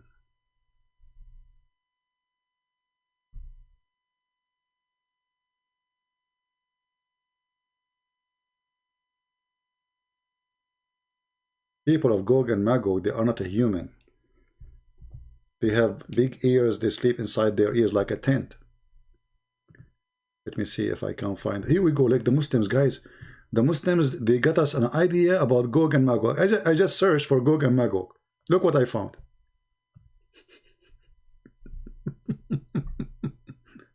Let me put it for you on the screen. Hold on. I mean, the Muslims, they have a very nice imagination. Brothers and sisters, let me introduce to you the people of Gog and Magog. Ta-da-da, ta-da-da, ta-da-da. Ta-da-da, ta-da-da, ta-da-da. Gog and Magog, Gog and Magog. And the Prophet, he spoke about Gog and Magog, and he said that each one of them before he die, he will have 6 until he have 1,000 baby. So those guys, the one you don't like, hello, they are very good in boom boom. 1,000 baby, each one of them. So if we are 7 billion human being, so based on this, each one of them, I mean, if they are, if we are 7 billion, they have to be 1,000 more than us, 1,000 times. So they have to be trillion, billion. Oh. Look at this one. This one is even nicer. Gog and Magog.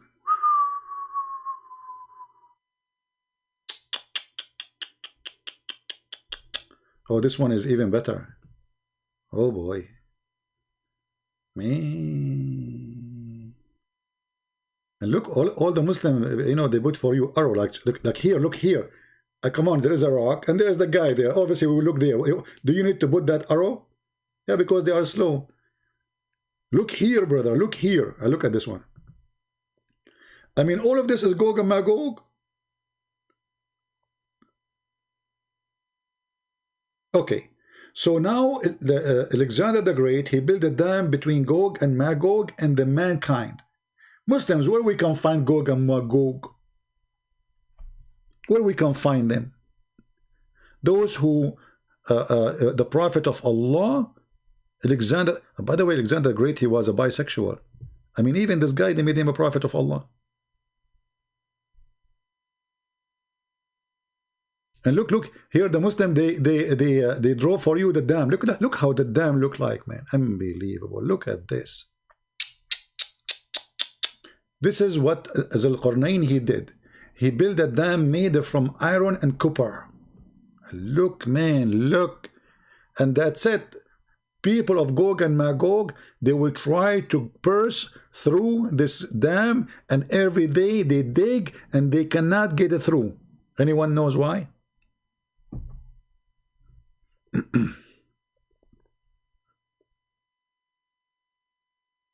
Honestly, don't you feel like you are like 7 years old kid now and you are listening to cartoon story? I mean, this is a book of God. And look, this guy, even he, look at the imagination of people. I mean, the Muslims, they have a lot of imagination. We have a Muslim trying to contact me. Let us see.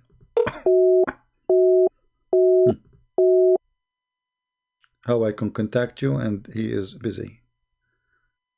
All right. They are just trying to disturb me, you know, so I will not continue talking. It's okay. So, brother, he found those people, and those people, they told him, you know, okay, yeah, this is the story. Okay, sound like a monkey telling us a story. This is the story? Yes, brother, this is the story.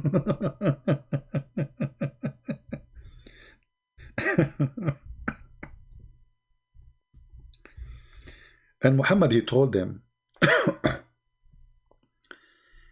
that every day the people of Gog and Magog, who they are not human brothers and sisters, they try to open a hole in the wall. Every day, brother. And then after they dig until the night come, and then their leader, he said to them, okay, now we go back to sleep. Tomorrow we will continue. And then when they come back in the morning, they find the hole which they dig yesterday closed. And why it's closed? Because, brother, anyone remember? Let us see how many of you remember before I say. Why each time they dig in the wall, they come the second day and they found it, the hole is a clothing or closed. Anyone remember? What was the reason? What is the logical reason? Why each time almost they are out, almost. They are digging, and then it's nighttime. And then they come in the morning and they found all the wall is blocked again. Anyone remember why?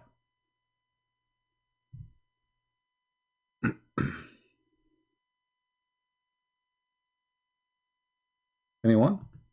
Who knows why? All right, here we go. Mr. No One, he said they forgot to say Inshallah. Bingo! Here we go. We have a good answer. They forgot, the brothers and sisters, to say Inshallah. Can you believe it, brothers and sisters? How in the world you forgot to say such a thing? So those stupid people now for thousands of years, they dig in the same wall every day. And then until one day, their leader, he will say suddenly, tomorrow, Inshallah, we will continue. And then because he said, Inshallah, he come and he found the hole as it was yesterday, and they will be able to get it through.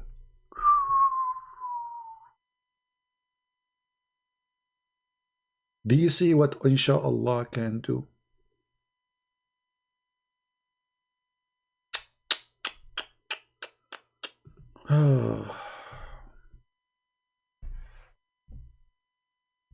Do we have any Muslim? Do you have anything to say?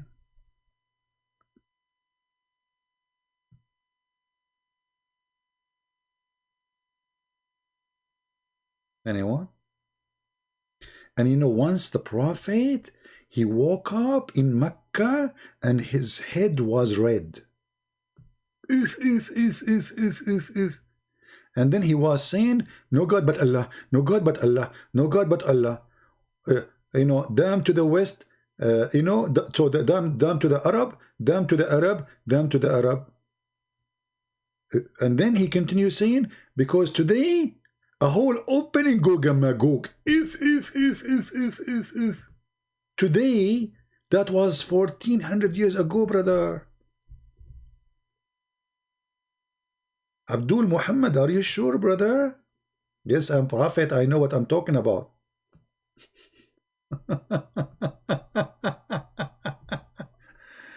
Unbelievable. Stupidity is amazing. Isn't it? And those people believe in this?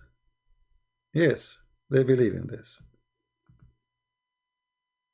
Let me find the reference. Man, this has happened 1400 years ago. The Prophet got up from his sleep with the flushed red face, like going crazy, you know, and he said, none has the right to be worshipped but Allah. None has the right to be worshipped but Allah. We to the Arab, we to the Arab, from the great evil that is nearly approaching them. Today, this is the today news, like not yesterday, today, a gap has been made in the wall of Gog and Magog, like this. And then he opened his fingers.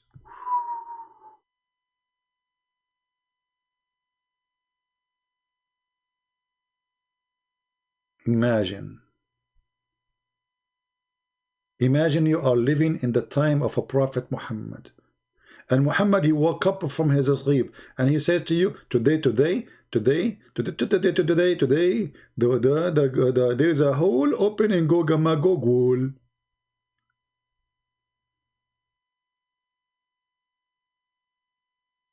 It's hard to express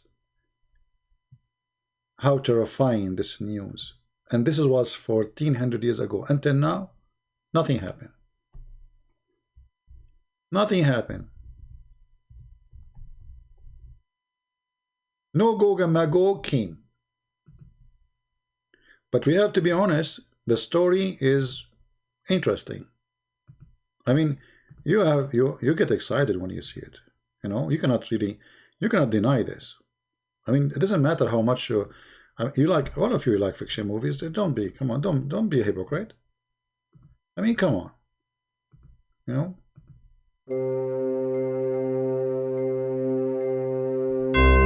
Gog,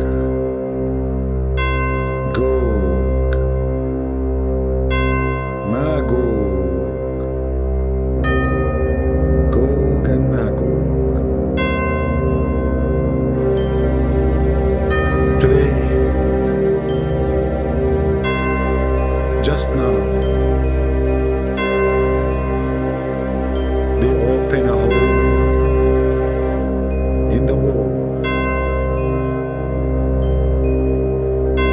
A hole in the wall. Commercial break. If you have a hole in your wall, please go to Home Depot and you will find a filler. It's the best filler in the market. It's called Gog and Magog filler. Trust it. One time you use it, you never use it again. Back to the topic.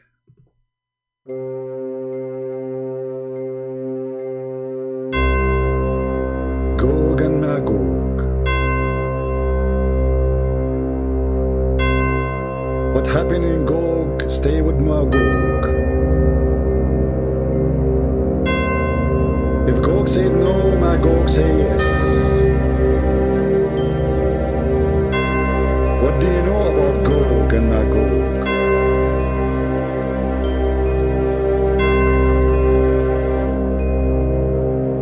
Mysterious Gog and Magog. We cannot find them. We cannot find them. If you have a problem to find a rat or a cat in your house, we can give you the best solution. We can give you a chip or something you can hang it in their neck and they can be traced by the GPS. Like Gog and Magog. Hey Muslims, where we can find Gog and Magog? Where are they, those who they are behind the dam? I mean, they are a huge 1,000 to 1. Their population is 1,000 to 1 human. So if we are 7 or 8 billions, they are 8 trillions. Where we can find them?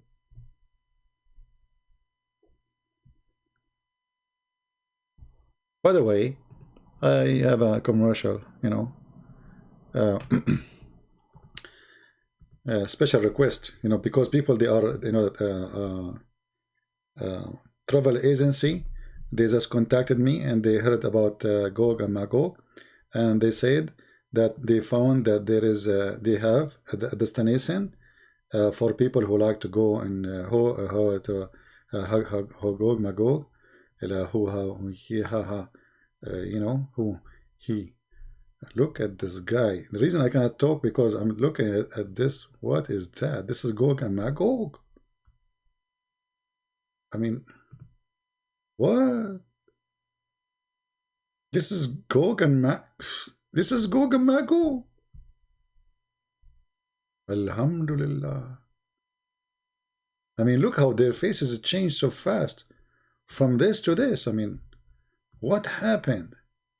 Anyway, so there's a travel agency. They contacted me immediately, and they said to me that they found Gog and Magog. If you are a Muslim interested to visit the location, so you can take selfie pictures, and they provide you with 5-star hotels in Havana.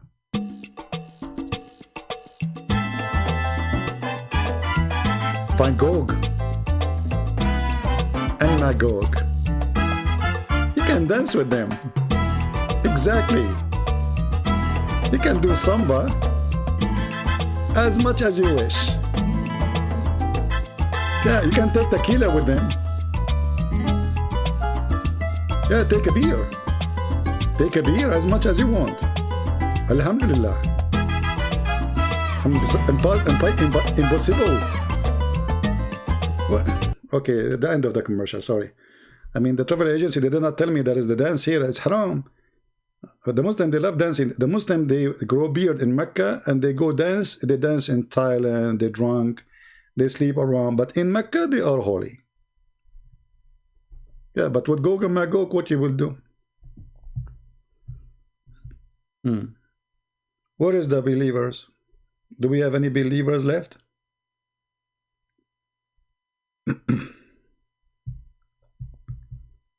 Any believer? This is a religion and this is a book of God. I mean, if this is a book of God, so what is a book of stupidity? Any Mickey Mouse story is better than this.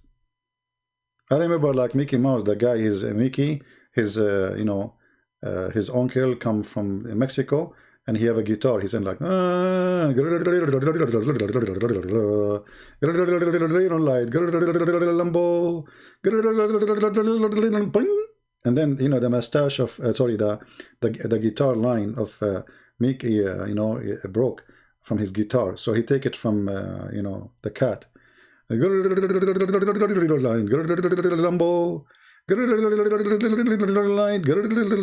Okay, well, the story of Lambo is better than Mogo Mago.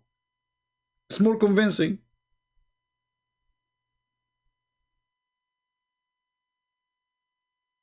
This is book of God. I'm truly convinced. I mean, that's it. I mean, who can deny this? And what I like about the Muslims, when they make the graphic, they put for you an arrow, like, okay, this is Gog. So this is Gog. Okay? Maybe you did not notice. They are making you see that this is Gog, and the other one is Magog.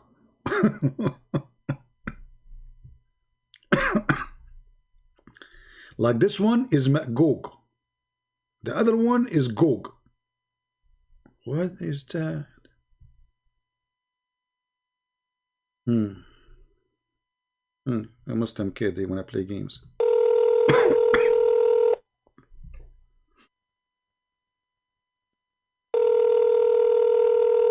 Let us see.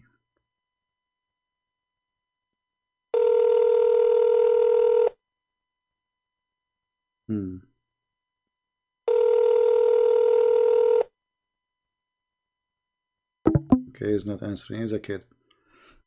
Do we have any brave Muslim want to call us?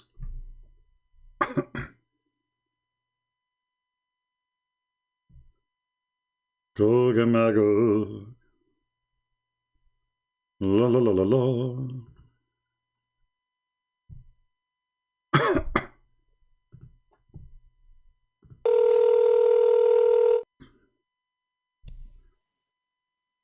Hello. Yes, my friend, you are live on air. What do you like to say to us? Go ahead. Hello? Hello. Yes, we hear you. You are live on air. What do you like to say to us? You are a Muslim, right?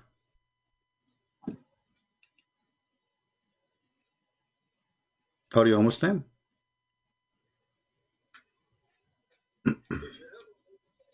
Hello? Maybe you don't hear me. Hello?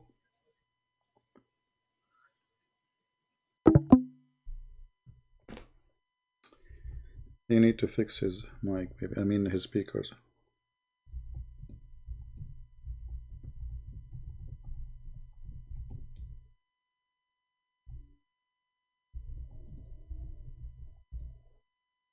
All right, we told him to fix his speaker so he can call me back.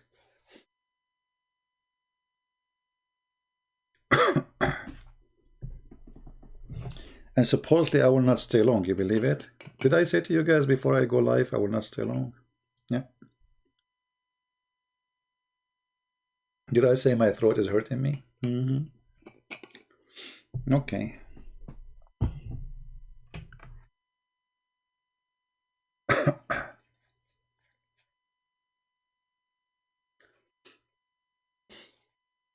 And even my nose is running.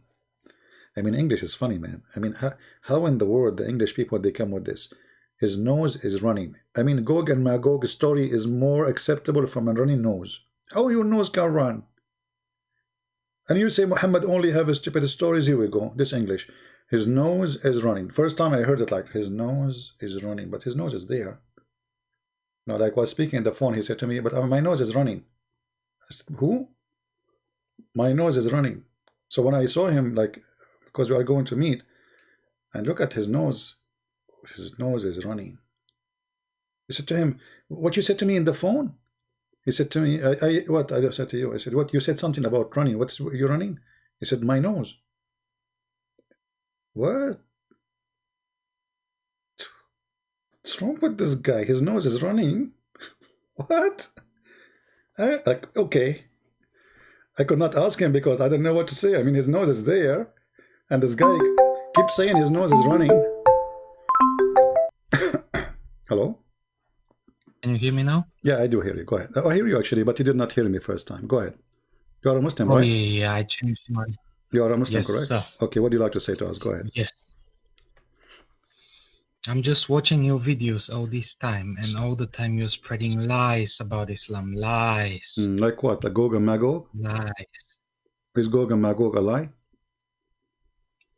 All the time lying. You know Quran is most perfect book ever. Okay, tell me about You know Gog. the Bible. No problem. Tell me The about Bible Gog. was written 300 years after Jesus, even when they said he died. Okay. What proof do you have? Where is the first Bible? Where is the second Bible? Where is the third Bible? Where's the fourth Bible?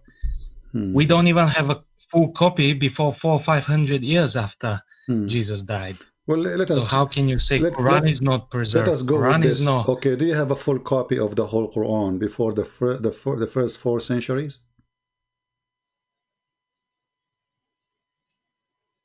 Do you have a full copy? But we're not. Do you have a full copy? You see, I'm going with you now. Do you have a full copy dated to before the 4th century? It doesn't matter if we have full But you just copy. said to We me, never but needed no, to no, preserve it. but no, you just say it. But you just say hold it. on, But you hold just on, hold on. you just We say it. never Hold needed on. to You preserve just say it. Look the how way hypocrite you you are. needed to Look preserve how it. hypocrite you are. You just said to me, we don't have a full copy of the whole Bible before the 4th century. You said that.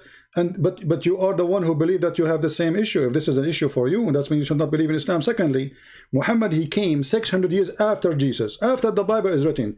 What is the proof of Muhammad that he knew what is in the Bible? If all the Bible is corrupt, the mic is yours. But we never say the Bible is corrupt. We say you don't have the real Bible. So the Bible could be somewhere. The Bible could be somewhere in the Middle East. You just haven't found it it's yet. not corrupt. So you made you made up a different copy. All right, hold you on. made up a different copy and then spread it all around the world to give to the Christian people. All right. The original copy could be there. Original copy could be even at the time of Muhammad, but you hid it from everyone. You rewrote it. Okay, so but you don't have the copy. But nobody. Tell me one thing. How many Christians have read Bible that comes in Greek or Aramaic? Let us talk. How many Muslims they speak Arabic? It's 15%.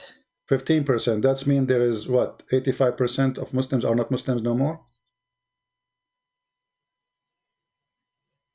Doesn't matter because But we listen to people who speak the ago, language. but a second ago you said, if we don't speak Aramaic, you said how many people speak Aramaic, how many people speak Greek, how many speak Hebrew, and now you are saying doesn't matter. You see, I don't know. Are you mature adult or you are a kid? Okay. How many? Let us 1.6 billion let people. Let us be logical. 15% is a lot. 15% is how many million? Okay, let us be. How many hundred million? Doesn't matter. And we have millions of people who speak Greek. We have millions of people who speak Aramaic. We have millions of people who speak Hebrew. Same. We have. Yeah, you go few million, maybe 5 million, 10 million. As long people they speak. Now the question is, do you understand the Quran, which is written in Arabic? Do you understand it yourself? I don't understand it myself, but I look at translations. So you are proud about what? You are proud to be a Muslim about religion, and you said to me the Quran is perfect, but you cannot understand the Quran. How the Quran is perfect, yet you cannot understand it? Because we can trust our scholars. You cannot trust your scholars. Okay, as long you trust your scholar. Look at what they are doing. Look at what they are doing. The church is doing in every country. As long you trust, as long you trust your scholars, is the anti-Muslim? Of course, look, even the Quran tells you that only Allah can understand the true meaning of the Quran, but the very well-versed people, the knowledgeable people, they will understand as well parts of it. That's a false interpretation. So that's how the Quran works. My friend, you are ignorant, and the verse doesn't say that. Why you are lying? The verse says, only Allah knows what the Quran means, and the one who have knowledge, they say we believe. They don't understand. The one who have knowledge is the one who say. Because we believe. Okay, he shows us the. But you just said. But you just lied. But you just lied, and you say that the scholars they knew when the Quran says only Allah knows, and those who have knowledge they say we believe. So in order to have a knowledge in Islam, it's just you have to believe. What kind of religion this religion is? How you can be a scholar if just by saying I believe? How that make you a scholar? And what kind of book? Only Allah knows what it's mean. Don't you think this is stupid? Okay. Let's say Bible. Obviously, Bible is more clearly written because it's a newer creation. It's created for the masses. It's created to lie to the masses. But obviously, you're gonna put lots of love in it. But isn't it the Quran? Lots of nice things in it. Nice story. Make it for the movies. Hold on. Yeah. You Muslim, you say, and even Yasser Qadi, he said that the earliest Bible goes back to the 60 years after Christ. The earliest Quran you Muslims have goes back to 400 years after Muhammad. The earliest recitation you have is coming from Hafs, and Hafs according to Muslims is a fraud. So where is your Quran? The Quran says, Inna alayna jam'uhu wa Qur'anuhu. Allah, he says, I am going to collect the Quran and I will recite the Quran. Did Allah collect the Quran? Yes. Where? Isn't it Uthman? He collected the Quran and he burned the other Quran? So it doesn't matter what man does to the Quran because Allah it doesn't matter. It doesn't matter. It doesn't matter. Isn't it the Quran says? It doesn't matter whether they burn it, whether they sink it in the Nile. It doesn't matter. It doesn't matter what the Egyptian government does, what the Saudi government does, because I thought you at the end we will be left with the original Quran. Listen, you don't have original Quran. You just say it doesn't matter. They burn it. So where is the original? If there was original, it's burned. And I'm asking you now, why he burned it? Okay. Why he burned it? Okay. Why maybe that's Allah's way of. Maybe that's Allah's way of preserving it. I don't know. I don't know how Allah thinks. Allah, why Uthman is a messenger of Allah? Well, he doesn't need to be, but Allah can take control of anyone at any point. His power is endless. But if he wants to use Quran, if he wants to use the people to fix the Quran my friend, the Quran says Allah will hold on. Listen. Are you saying to me that Allah is Uthman? Because the Quran says Allah will collect the Quran, not Uthman. Yes, but Allah can take control of any human being at any time. He can do everything with a human being. Yeah, but Allah, he says, I will collect the book, not Uthman. Yeah, but he doesn't say how. He doesn't say how. It's still Allah. Look, so Uthman is Allah. So me now, if I have my own Quran, I am Allah too. It's Allah who made me do it. I mean, this is a joke. Where is Muhammad then? So what Muhammad doing? Where is the book of Muhammad? Look, let me tell you one thing. If Allah decides to preserve the Quran, it doesn't matter how. This could be any method he can use. Even the Egyptian, when the Egyptian government was fixing the Quran, how do you know that's the Egyptian government? That's probably Allah using the people to pick the right recitation. So how much? 95% of the world use Hafs? Okay, let me yes. ask. So that means almost everyone, apart from few regions, use Hafs. So that means Allah has managed to preserve the copy he wanted to preserve. How he preserved? No, Hafs is not really the copy he preserved. This is the copy printed by the oil of Saudi Arabia. Before that, nobody used Hafs recitation. Yes, but how do you know? How do you know that's not Allah's way of preserving? Because before it was most popular, like Warish, other reading of the Quran. It's not Hafs. But because this is what was more popular in Saudi Arabia, and the government of Saudi Arabia is the one who published this, it is published. Same time, let me ask you, do Allah allow people to write the books by their hands? He can do everything he wants to. No. I'm asking you. Don't tell me. Stop saying to me he can do everything. And this is not the question. Do Allah allow you? It is the question. It is the question, because you're saying there is something he cannot do, or he cannot allow. This is not the question. I'm asking you. Are you allowed as a Muslim to write the book by your hand? The book of Allah. Look, if I grab an empty Musaf and I start writing, Allah will correct my hand. So I cannot make mistake. Really? Are you yes. sure? Are you sure? Yes. Are you sure? Yes.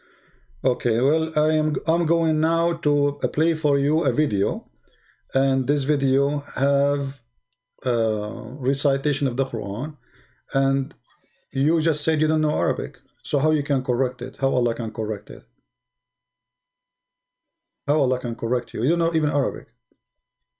I don't need to know it. If Allah takes control of my hand when I'm writing, He will fix it, isn't it? Okay, did Allah? It's as simple as that. Did Allah take control of Muhammad writing? He took control of what he was saying, isn't it? Okay, that's wonderful. So the one who took control of Muhammad of what he is saying is Allah.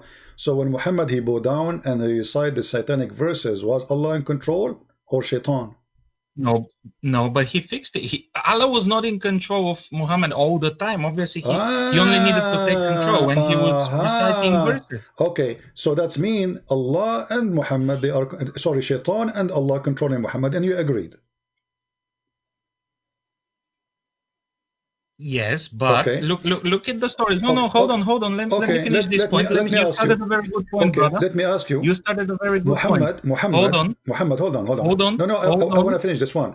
You just said a very important thing. That's why I want to. You will have time. Don't worry. We are just having a nice conversation. Yeah.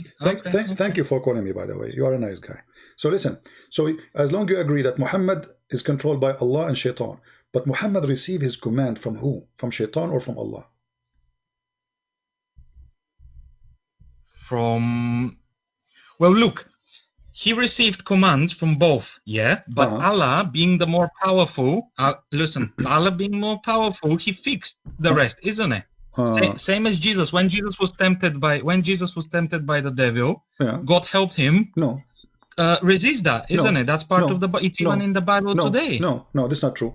The devil, he could not. You see, when it says tempt, he tried, but he did not tempt him. He did not fail. So how do you know he did not take control of Jesus? If you guys can correct the Bible later at any time, how do you know? Okay, don't play games now. You can. I can say the same to you. You can correct any time. And look at me. I have a hadith in front of me. It says, "You're a prophet." He said that Shaitan, he command him to do good. What do you say about that? It's in front of you on the screen. Hold on, let me go through that. There is none among you whom is not an attaché from.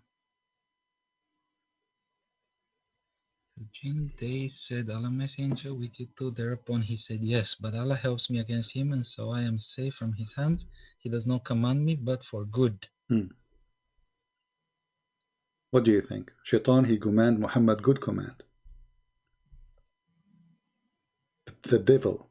Obviously, Shaitan, he did not command him because Allah fixed it. No. If you read the Stop story, saying, Allah my fixed friend, it. what's your name? What's your name? No. What's your name? What's your satanic verses were not corrected. What's your name? What's your name? I don't want to reveal my name, but if the satanic verses give me a name to call you by, whatever your name. Just give me a name. Give me a name. Call me anything you would like. Muhammad. I know okay. you Muhammad. love Okay. to use Okay. Abdul. Listen.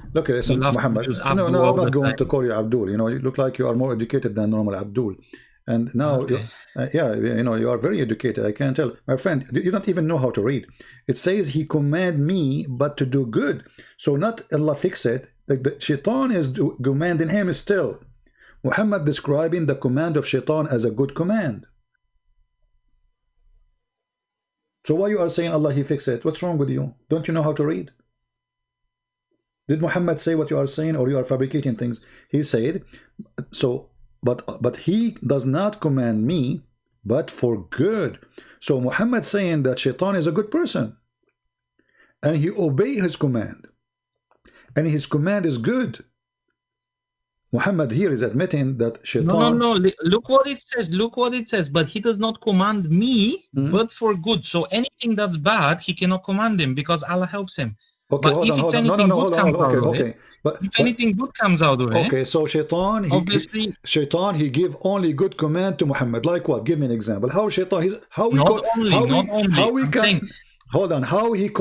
call him devil? And yet he give good command. Explain to me. I want to learn from this about you, about Islam. Go ahead. He's the devil. The devil, he do give good command since when?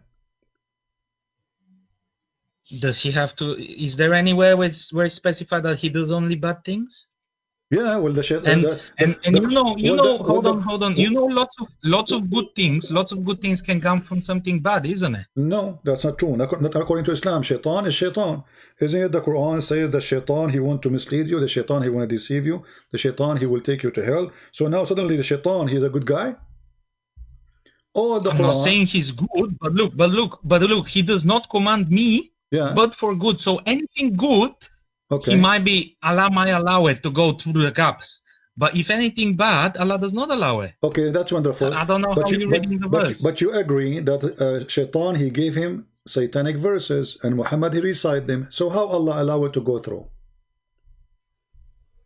So that he can then show his power by abrogating them.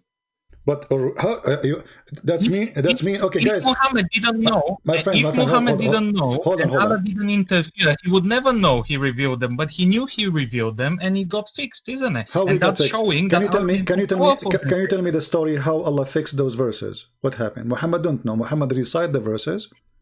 And then and then Gabriel came and told him it didn't come from me, so why are you reciting it? So that's Muhammad wonderful. didn't know. That's wonderful. Hold on. Guys, listen carefully. Our friend here, he said that Muhammad recites Quran from shaitan. Muhammad did not notice that this is not from Allah. Then Jibreel later come to his house and he told him, this is not from Allah. Do we agree about what we said? That's what you say. Yes. Okay. This is not from Allah. Yes. But so how a Muslim, they say nobody can make Quran like Allah? Here we go. Muhammad, he received Quran from shaitan, and he himself the prophet. Who can be better examine the Quran more than Muhammad himself? If I recite Quran now and you recite Quran, and then Muhammad in front of us, or we bring a sheikh, which one you choose? Muhammad, right? He's a prophet, correct?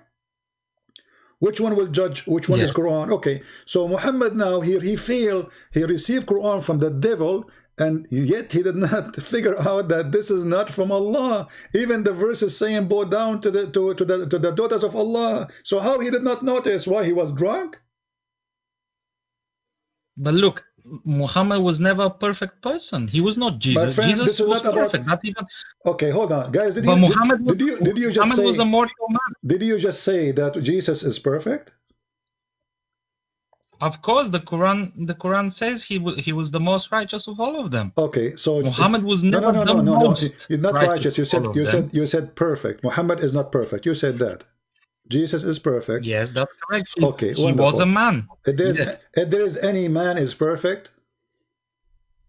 No, of course not. And I'm not saying he was perfect. You just he doesn't need to be perfect to do God's work. But you just was Moses perfect? Was Abraham perfect?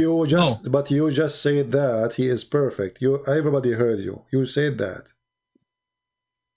Of course. Okay. Even Allah says He made Jesus. Okay. He was the most righteous of all of them. He was the most perfect. He never sinned. So when you say He's perfect, He's perfect. There's no so either perfect or not perfect. So Muhammad is not perfect. Jesus is perfect. Wonderful. Muhammad received satanic verses, and that you are saying because he is not perfect, he did not notice that he was praying to the daughters of the devil, and because he's not perfect, he bowed down to them. And because he's not perfect, he still went home and did not notice. And because he's not perfect, still he need the angel to come and tell him. And because he's not perfect, Allah after that, he need to fix the Quran. Hold on. If we go now in the Quran to the chapter we are talking about, the chapter of satanic verses, chapter 22, you will see here it says that Allah is going to take off what shaitan he threw. Do you agree with this? Allah will take it off? Okay. How we knew that this verse itself is from Allah, not from shaitan? If shaitan was able to throw Quran already in Muhammad, and Muhammad did not notice, how we knew that this verse itself is not from shaitan saying, don't worry Muhammad, I will give you more. Don't worry about shaitan giving you things. I am Allah, I will take it away. How we knew that this verse is not from shaitan? Because already we agreed that Muhammad received from shaitan, and he don't notice. So shaitan, he can do it again and again and again and again. If he was able to do it once. No, but you're doing mental gymnastics at the moment, because you're saying, oh, how do we know the whole Quran was not the devil's work? Well, it wasn't, because we know this. How? And we know exactly where shaitan involved, because Allah wanted us to know where. What shaitan? Okay, what shaitan he want? Tell me what shaitan he do? What shaitan he do? How he try? He tried to intervene. He managed to get a few words in, and then Gabriel came and fixed it. No. By Allah's will. What was when shaitan intervened with a human being in general? What he tried to do? Like what he do? I mean, what he promised you? How he can tempt you? What he do? Well, he always tries to take them off the righteous path. Okay, was Muhammad a righteous man? He tries to be. Okay, was Muhammad a righteous man when he went to his own son's wife and he flirted with her in her house when she is married? Did he flirt though? Does anyone say he flirted with her, or does it say that she liked him, thus she wanted to marry him? No, it says that he said to her, Subhanallah mu'alliful qulub. Praise be to Allah, the one who flipped my heart for you. And he said that loudly so she can hear it. Is that a good man? He go to the house. All right, show me the hadith. Let's go. Let's show me the hadith. Let's read it carefully. All right, let us see.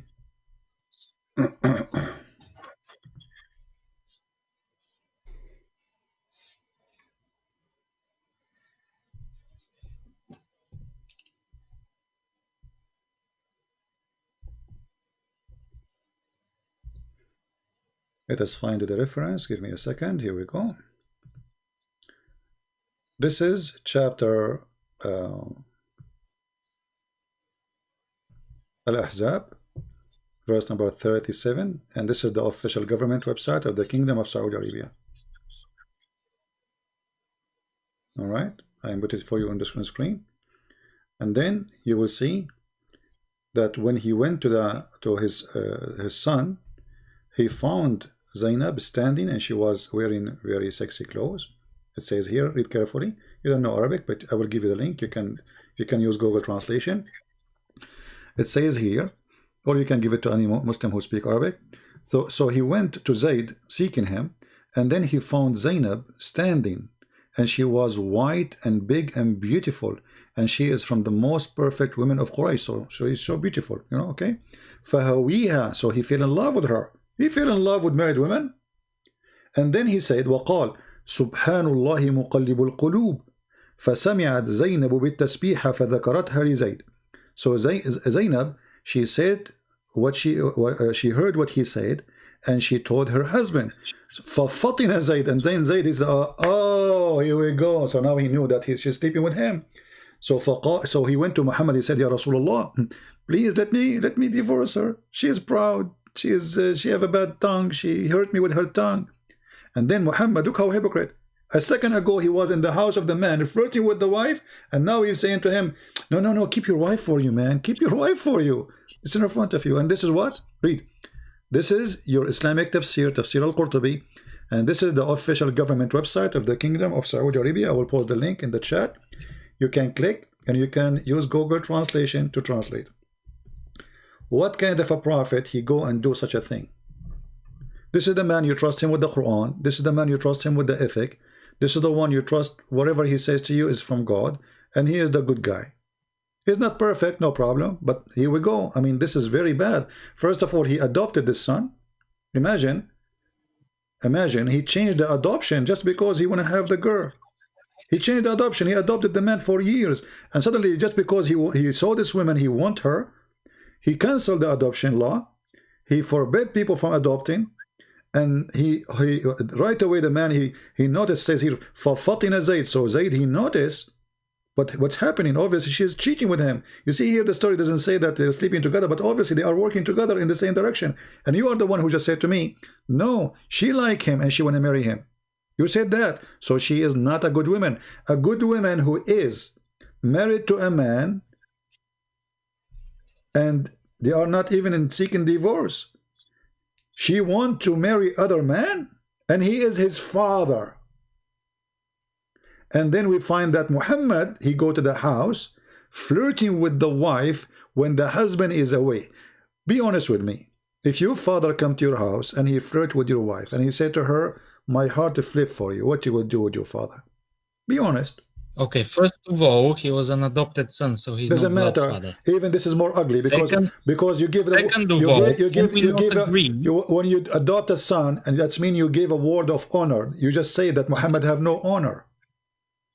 You just say that. Okay. Because if I adopt, can we not agree? Can we not hold on? Can we not agree that God, if He wills, He can use horrible men with bad flaws to do His will? So you are saying, and He always has. So you are saying Muhammad, Moses was not perfect. So you are saying Muhammad all of the previous prophets were not perfect. So you are saying to me Muhammad was a bad man? Well, he was the man for the job in the Middle East at that time. He was the man for the job, apparently. Okay, because he is maybe the man he had a for the strong job. Enough will. And what is the job? What is the job of Muhammad? Look what the interpretation is saying. And if the prophet, his eyes fall into a woman, her husband must divorce her so he can have her immediately. Yeah. So why wouldn't God give a little bit of an incentive to his prophet so that he will get the job done? Oh, the incentive of the prophet is to give you women who they are married to other men just because you like them. This is incentive. This is bonus to Muhammad. Aha. I mean, what kind of logic this logic is? So if I go now to your house and I see your wife and I am a prophet, it's bonus for me. It's not your right to complain. This is not against Allah teaching. This is not against ethic. No, it's an incentive to the prophet. Why the incentive?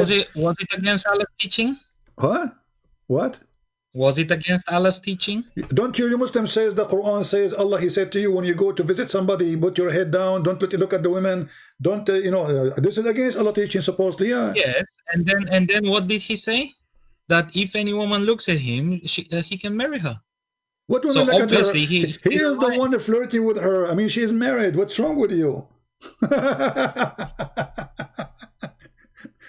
She is married. You go to the house of the man. You have no honor. You have no honor if you go to a house of somebody, and especially you. Would I do it personally? I wouldn't do it personally. Why? Would I allow this to be done? Probably not. Why? But if he was the man, why you will not do it? Hold on. If he was the man for the job, if he was strong, strong, why you will not do it? Convey the message of No. to Wait. People wait. at that time. Wait, my friend. Why you will not do it? Are you saying you are better than Muhammad?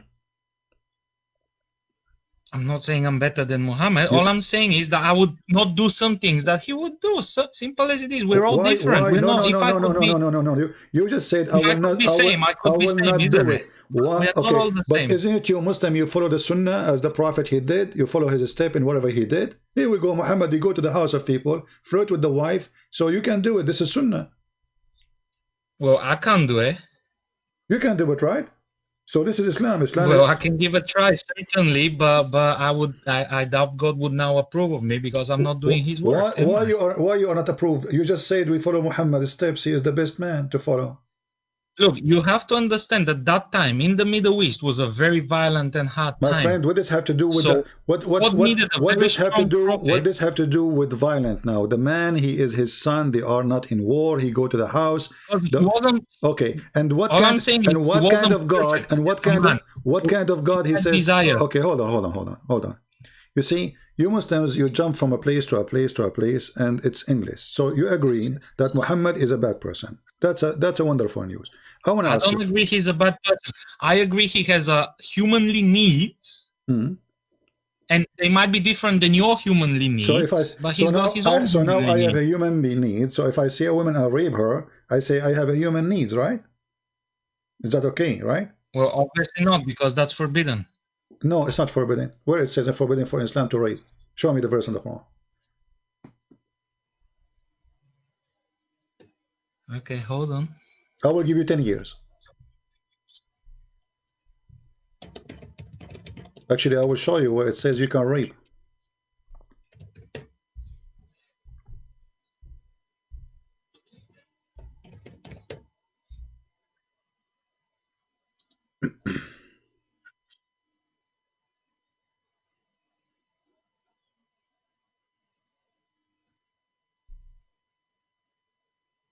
I will give you 20 years, not only. You can search Google from now until the coming century.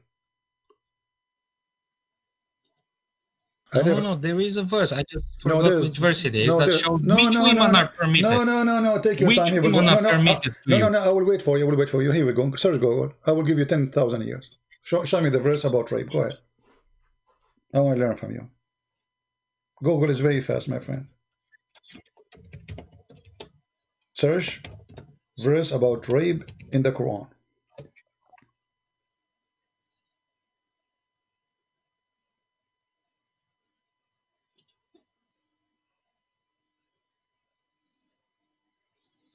All right, Quran 4:24.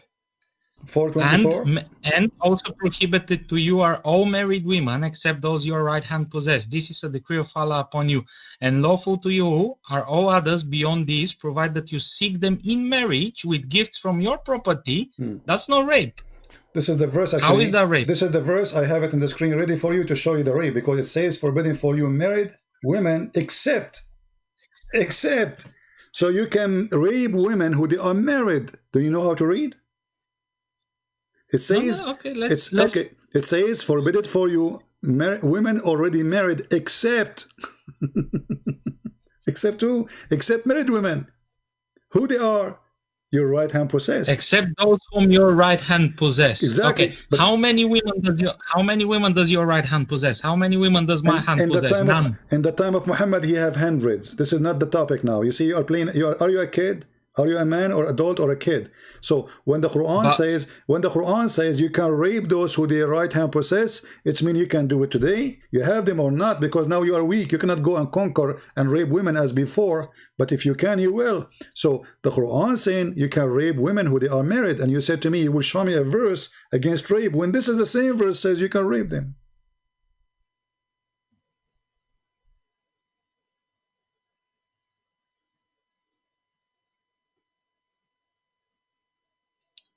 Well, look, because the Quran has built a better world, and that's Allah's plan for us. This is better world? We don't no longer possess any women. How this is better world? No, you do. This is an order for you, but now you cannot do it because you are weak. If the Muslims are the most powerful country in the world, you will do it.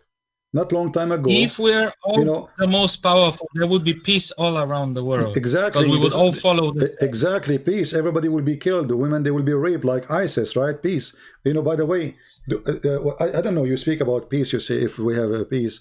Isn't it the Quran forbid you from having peace?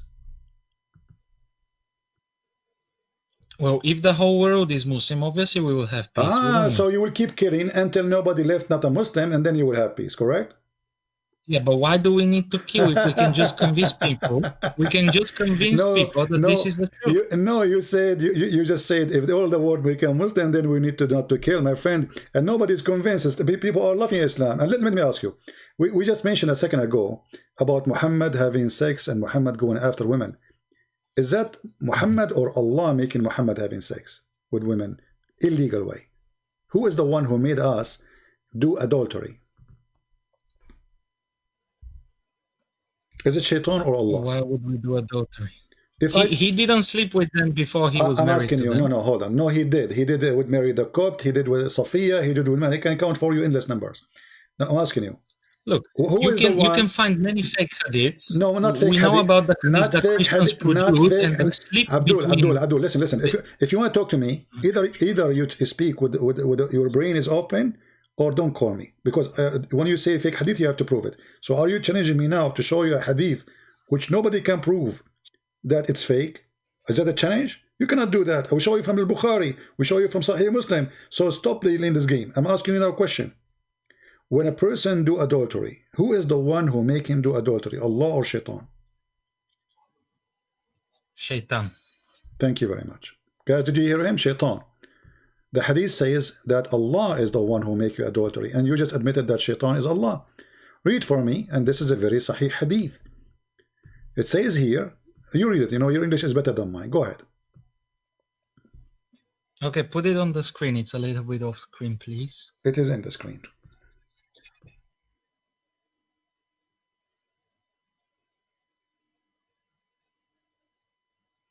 All right, thank you very much.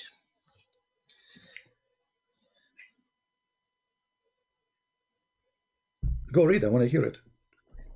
Hadith is like Verily, Allah has fixed the very portion of adultery, which a man will indulge in, and which he of necessity must commit. The adultery of the eye is the lustful look, and the adultery of the tongue is the licentious speech, the heart desires and yearns, which the parts may or may not put into effect. Okay, so what do you understand from that? I'm listening, go ahead.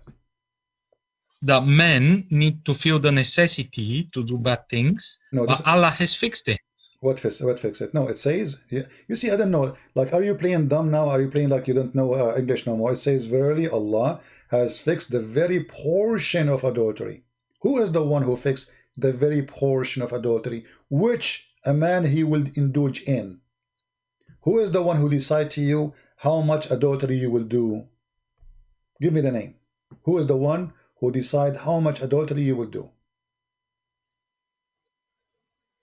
No, but obviously Shaitan is not fixing adultery. He's making people do it. This is not the question. You see, don't play. I don't have time for kids talk. I'm not a kid. I don't know how old are you. Be honest with me. Does it say Allah is the one who fixed the very portion of adultery, which means who is the one who decide how much adultery I do, you do, he do, she do? Does it say it is Allah who decide how much adultery we do for each one of us? Yes or no? Yes. Okay, but a second ago you said to me, Shaitan do that. So Allah is Shaitan. Because the one who made me do adultery is not Shaitan. It's Allah. When I asked you who is the one who make you do that, you said Shaitan without hesitation. Okay, now we find out that this is not from Shaitan. Shaitan is a good guy. He's a victim. Shaitan never do that. Allah is the real Shaitan in Islam. He is the one who made you do adultery, and he is the one who make you to do it as a must. You don't even have a choice to do or not.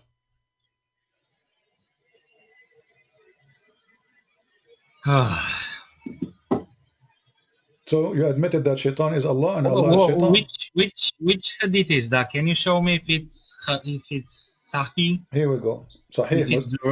Sahih Muslim 5657B, and I will post the link for you in the chat, so you can open it from your side and you can check it out.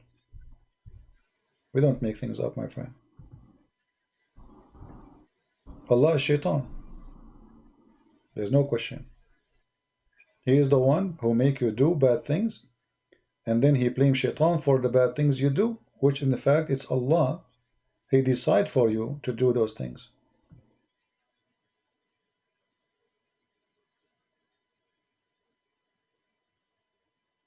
I advise you to leave Islam, my friend. You are worshipping Satan.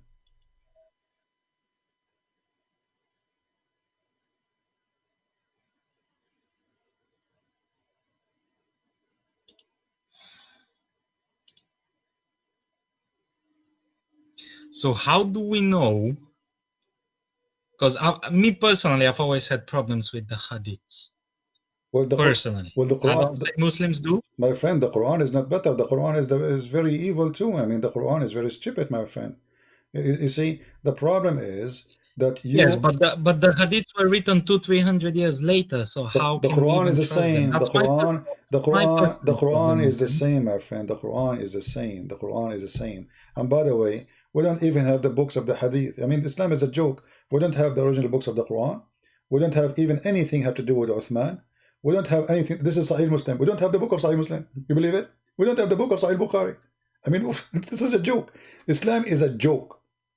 You have nothing. You see, when the Christian they say, So which full book of the Bible do you have? we have books where the one is written in leather and the one is written in the Egyptian papers. Those are exist, but they are dissolved by time. But we have a shred of them. So we have thousands and thousands of shred, all of them in total agreement with the Bible today. My friend, listen. There is a reason. Those paper books, even if you don't touch them, if you put them in the drawer, after a long time they will be demolished by themselves. First, because they are made by normal people who they are just making papers. It's paper made from I do understand that, but so the question the is, one who is if we exist, cannot we recreate, have if we only have small pieces, same time. how do you know we the have, later people didn't just change all the words around them? We have. Let me tell you why. First of all, we have many copies of the Bible in different languages. Many. As an example, in Ethiopia, as an example, the Egyptian, as an example, even in India. Most the earliest Christians, they went all over the world.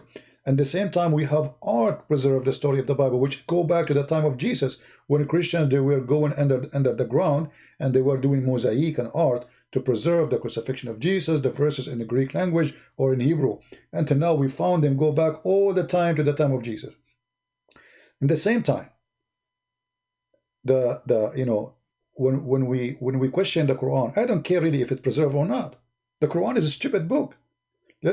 You see, I just told them before, I don't know if you were listening, I said, I don't want the Muslim to believe the Quran not preserved, because this is not for my benefit.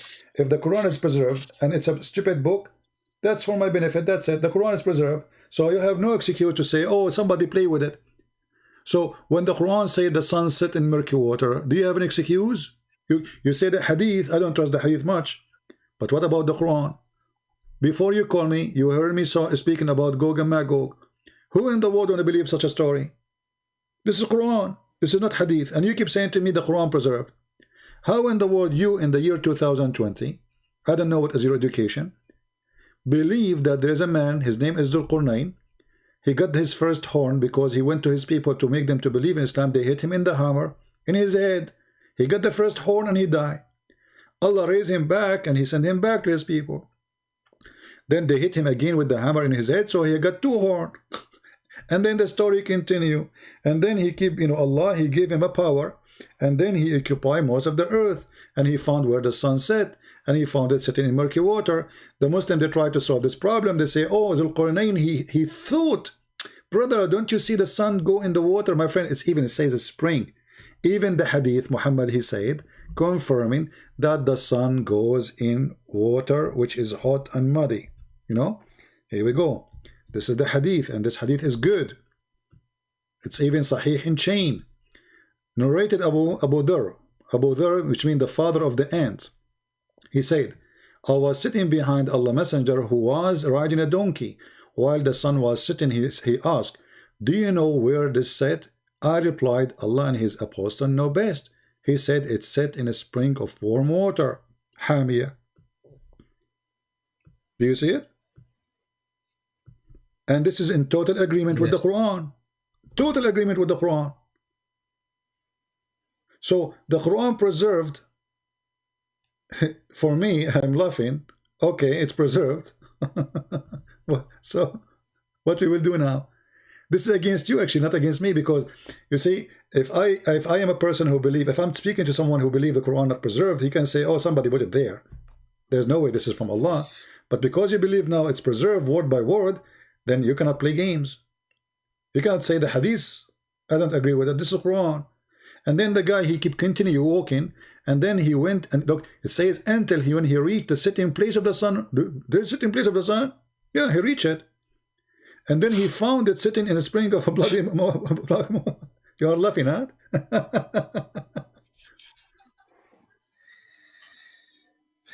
You got me here, to be honest. It's a difficult book to defend. Yeah. But maybe I need more knowledge. My Maybe friend, I'm the knowledge in deficient the front of you, knowledge. I'm helping you. I mean, you see, everything I'm saying to you, it's in the front of you on the screen. This is your Muslim translation. This is your Quran. You are my witness. This is not my website. I have nothing to do with it. How this can be from God? If I am you, I will leave. This is, you know, my friend, you're smarter than this. This is not even good for kids. This is not good for cartoon. And then he go, and then what? You know, he found it in the muddy water, and then he continue, and then he changed his direction, and he followed another way in verse number 89, and then until when he came to the rising place of the sun. What is that? The sun rises everywhere. You don't need to go anywhere. Just stay home. I mean, this is a joke. And then he found it rising on people whom we, Allah, had provided no shelter. This is supposed to in Africa, you know, they have, you know, they are naked. And then, you know, we gave him all the mean to whatever to do.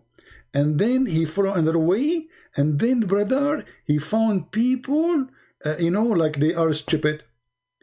And they told him to build a dam between them and people of Gog and Magog. What do you think about Gog and Magog story? Do you like cartoon?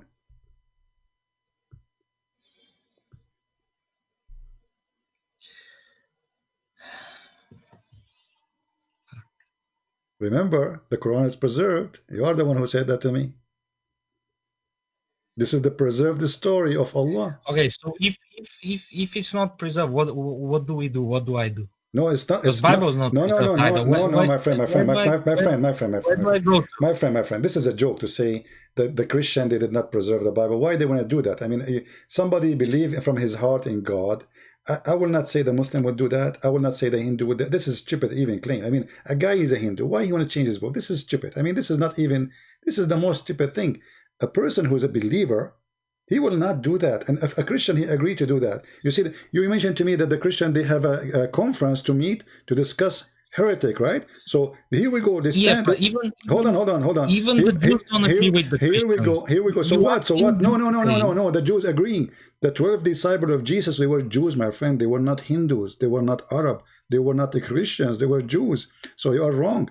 So the first one who believed in Jesus was the Jews, no one else. We learn about Jesus from the Jews. Why don't Jews today believe in Jesus? Who said the majority of them already Christians? What is left of the Jews is not even 20 millions. After 2,000 years, there's only 20 millions. What happened? Simply because the majority became Christians. What is left is the minority, not the majority.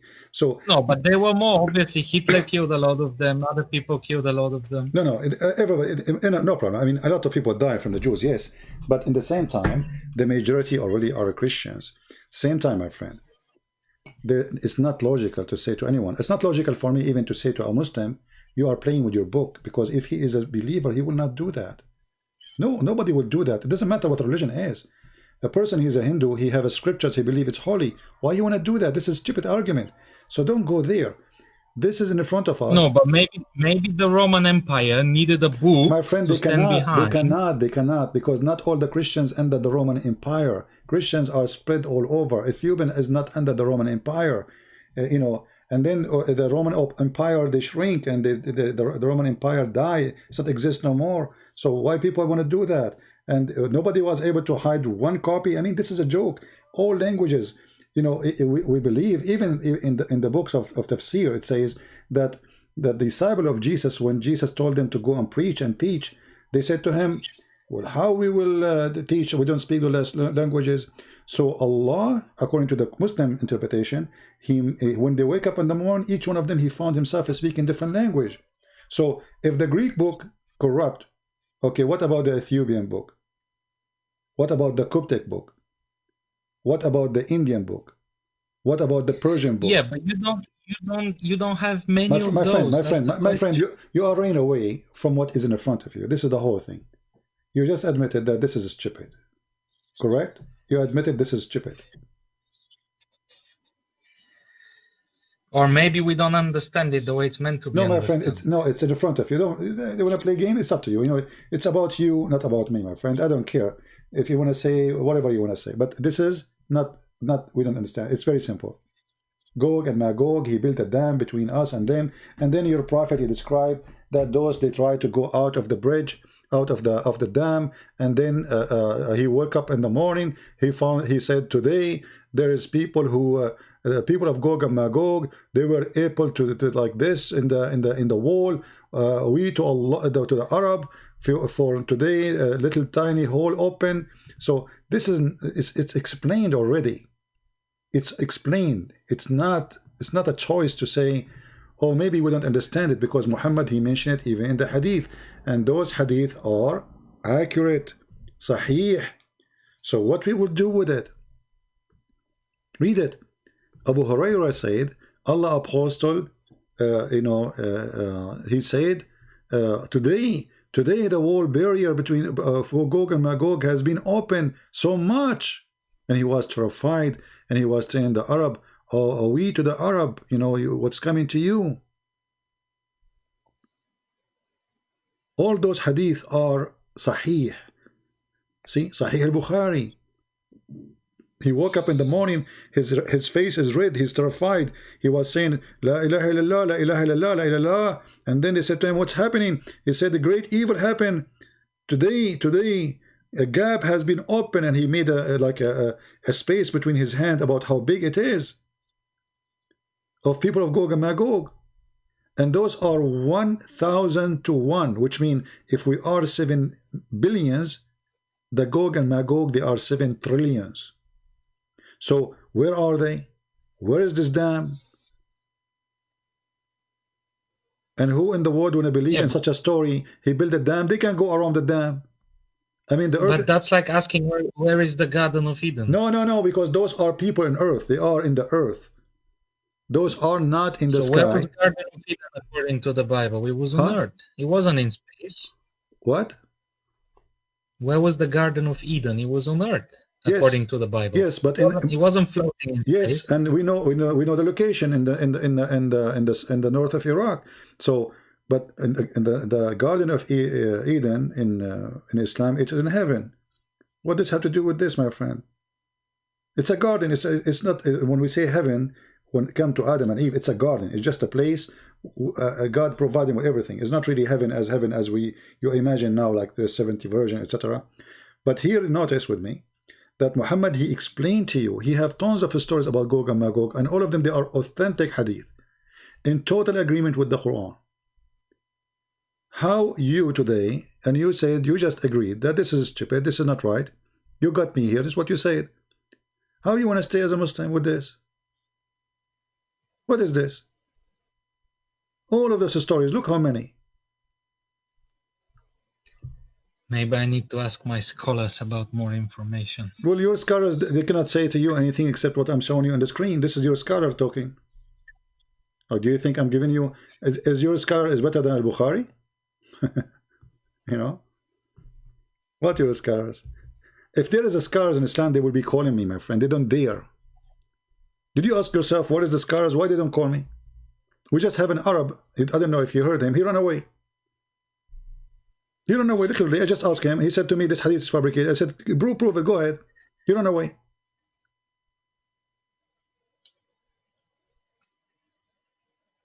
So what about the prophecy of Muhammad in the Bible? He's prophesied by Jesus. My friend. I mean, you Muslims are really crazy. A second ago, you are saying to me it's corrupted, the book is corrupted, and now you find him in the Bible. So if the Bible is corrupted, that means the prophecy is corrupted. Secondly, all those you call them prophecy are not true. Actually, the opposite. It says, like, I mean, it is really stupid. Did you even read what the Muslim, they say to you? Go and check the verses yourself. Read few verses before, few verses after, you will die laughing.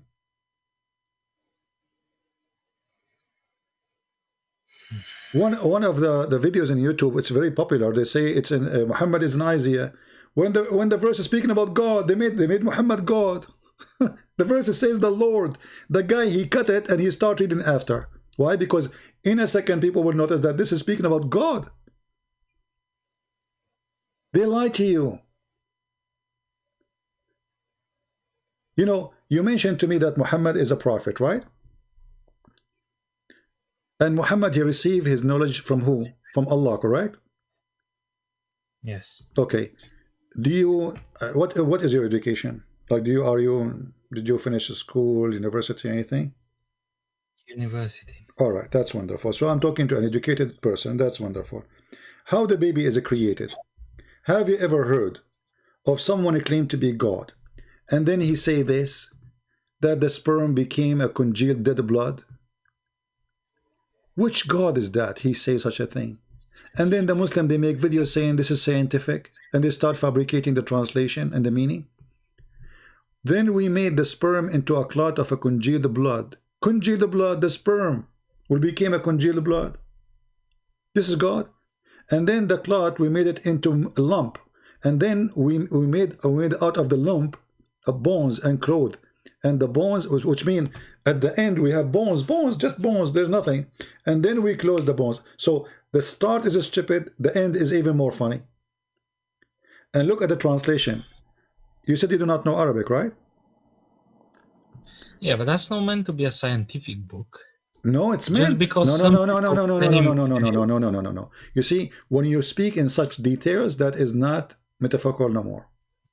He's telling you stages by stage by stage. This is not just metaphorical. I can say, I agree. You know, we can say that, like in the Bible, it says, you made me in such a way. My friend, terms we use today, my friend. No one back then would understand it, isn't it? Yeah, at that time, people they take it because they didn't know what he's talking about. Simply, this is not If he says, "Oh, we're gonna create this embryo and we're gonna make this and this and this," one's gonna understand. But still, still, he don't have to be stupid, right? I mean, he can say how he created, and then we will be amazed now when we discover it. But he don't be stupid. He don't say we made the sperm into a congealed blood. Or what about chapter 86, where it says that women have a sperm and coming from her ribs, and the man have a sperm is coming from his backbone? I mean, what kind of God he say that? Women don't have a sperm.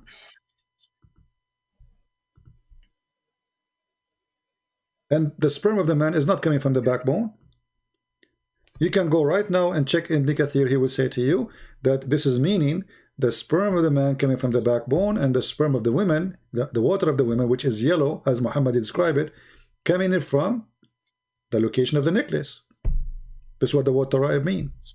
It's a word used for women, ribs, specific location of the ribs, the top one.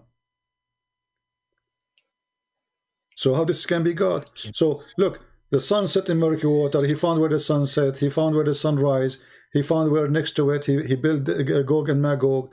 A story of the cave people, which is funny and stupid. You know, it's a fiction story written by a Christian priest in Syria for the Christian youth. It's fiction. All the Christians, they knew that. So he took it, he put it in the Quran.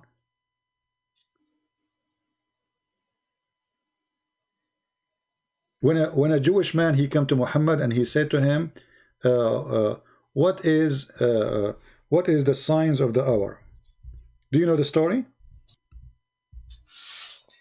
No, not this one. He asked him, he said to him, I want to ask you a question which nobody know the answer for it except a prophet of God.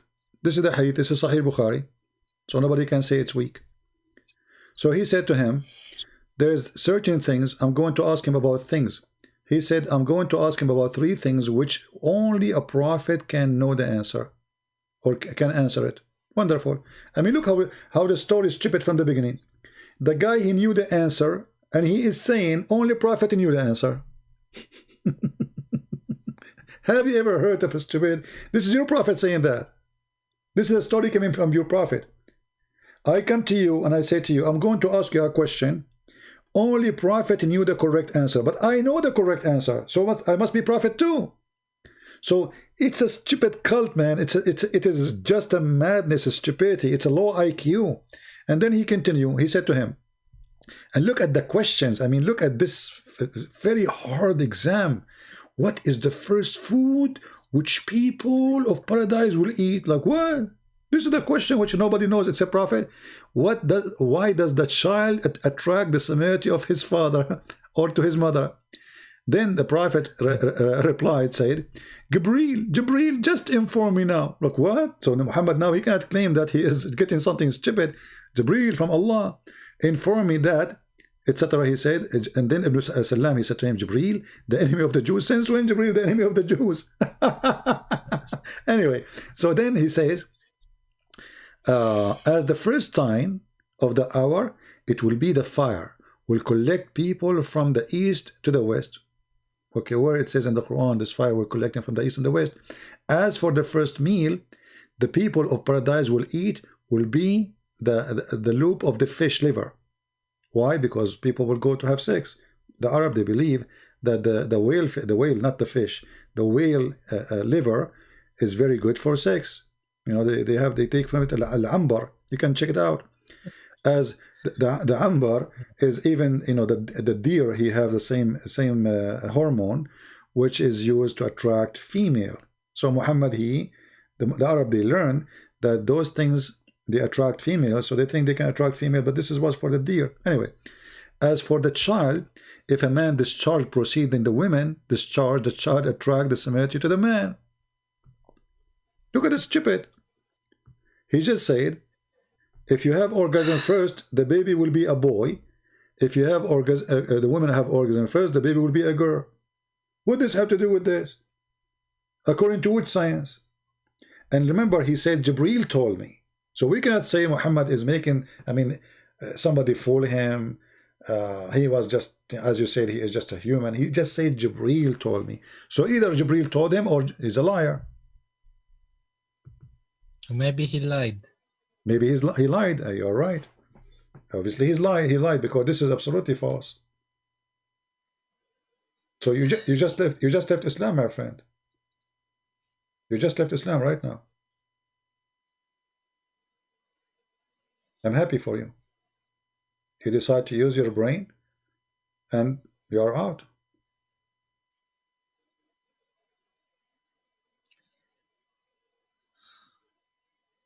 The second you use your brain, you are out of Islam, and now you are out of Islam. I'm really happy for you. I'm so glad you called me today so we can share the truth with you. It's obvious this man is making... What do I do with this? Okay, let's say Islam is false. What do I do with this? Well, you know, now you have to think. I mean, okay, Islam is false. I can invite you to believe in Jesus if you want, but first you have to clear yourself from all the dirt and the garbage of Muhammad, with my respect to you. You see, if we have a computer, have a virus, we cannot install a new clean software without formatting the virus. You have to clean yourself from the garbage of Muhammad. You have to believe in the Holy God. The Holy God is what Jesus, he brought to us. The Holy God is what Jesus taught us. If a man, he look at a woman and he wished to have her, he committed adultery. Not, you know, God, he made you do adultery. Okay, so if people lie to me all my life about this, they never show me this, how can I trust anyone else? Even how do I know this? My friend, did I say to you, trust me? Did I say to you? No. You are a man, you are adult, you went to school, you have a degree, you speak languages, you have a computer, do your research, study very well, and search holiness. The one, you know, once a big sheikh, he came to my father, and he said to him, you know, you are a great man, a great family, you are very well known. Why you don't, I invite you to accept Islam, you know? The sheikh saying that to my dad. So my dad, he said to him nicely, he didn't want to be polite with him because he's in our house, and he is a friend of him. He said to him, well, ya sheikh, where is Muhammad now? He said, he's dead. He said to him, where is Jesus now? He said, he's in heaven. He said, well, I will follow the one in heaven. So ask yourself a very simple question. Which one you want to follow? The one who, as you mentioned, you said he is perfect. The one who is right now in heaven. The one who never commits sin. The one who taught holiness and he was holy. You see, I can say to you, be good, don't do that and do that, but I do sin. I have to admit, I do sin. You know, I'm not even close to claim to be anything good about me. You know, only God is good. So when we speak about Jesus, it's a different story. Jesus, he challenged the Jews. Who can of you prove me to be a sinner? Who can? Who dare? I cannot say that to you, because if I say that to you, I will be a hypocrite. I am a sinner. So when we speak about the Messiah, we speak about holiness. Jesus, he said to us, if you want to go to my heaven, let's go how to pray. He said, pray like this. And then he said, Forgive to us the same we forgive to others. And then you will notice that Jesus in the cross, he said, forgive them, Father, they do not know what they are doing. So imagine if Jesus, he said forgive them, and yet he don't want to forgive. Even in the cross, when people are calling him names, killing him literally, I mean crucifying, how ugly, how evil, how much pain, yet he is saying, Father, forgive them, they don't know what they are doing. So when Jesus says to us, forgive, he was truthful. He did it, even when he is dying in the cross. And death for him means nothing. No, but look, I have no problem with Jesus being the best, the most righteous, not a single sin and everything. And that he was peaceful, he never raised a hand or did anything wrong. But how can he claim to be God though? That's the biggest problem. How can he claim? What? Even if you're the most perfect prophet of God, you're still giving the message of God, isn't it? My You friend, don't claim for yourself God, even when you do miracles and you do everything. Okay, you see, you know, when we ask a Muslim, why Allah chose Muhammad, they say Allah. We don't ask him why he chose, right? Now, why Jesus? He claimed to be God. Well, if he is claiming to be God, then he should not be able to do what God can do. I can claim to be God too. You can claim to be God. Talk is cheap. I can go right down the street and I will say, hey, I'm God. Okay, people, they will ask me, do you know the guy from India? He claimed to be the Messiah, Ahmad Mirza Ghulam, the Ahmadiyya guy. Hello? You remember him? Hello? Yeah, you remember Ahmad Mirza Ghulam? Do you remember Ahmad Mirza Ghulam? Yeah, this guy, anyway, you can search him. He claimed to be the Messiah. He claimed to be the Messiah. Okay.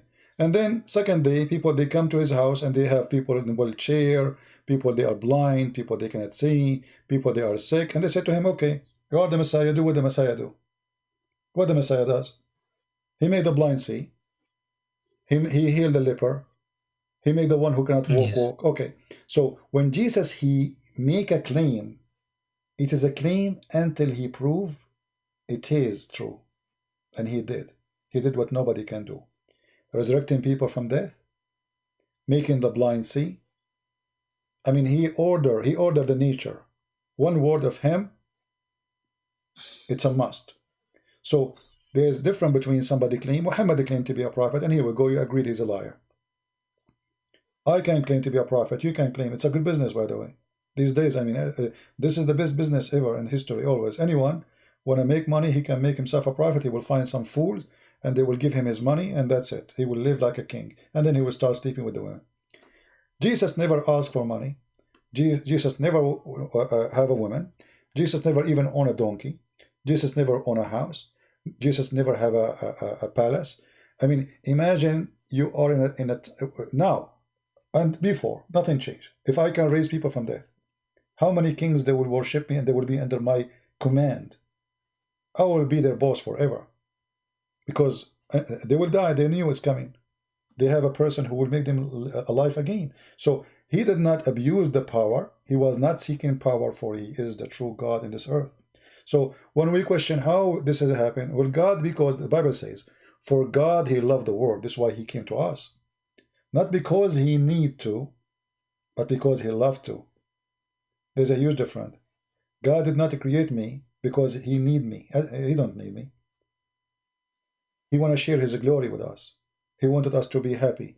This is why in Christianity we have different form of speaking to God. We call him Father. We don't say, yes, he is God, but imagine our relationship is not about God. It's about children and their father. This is how much loving he is.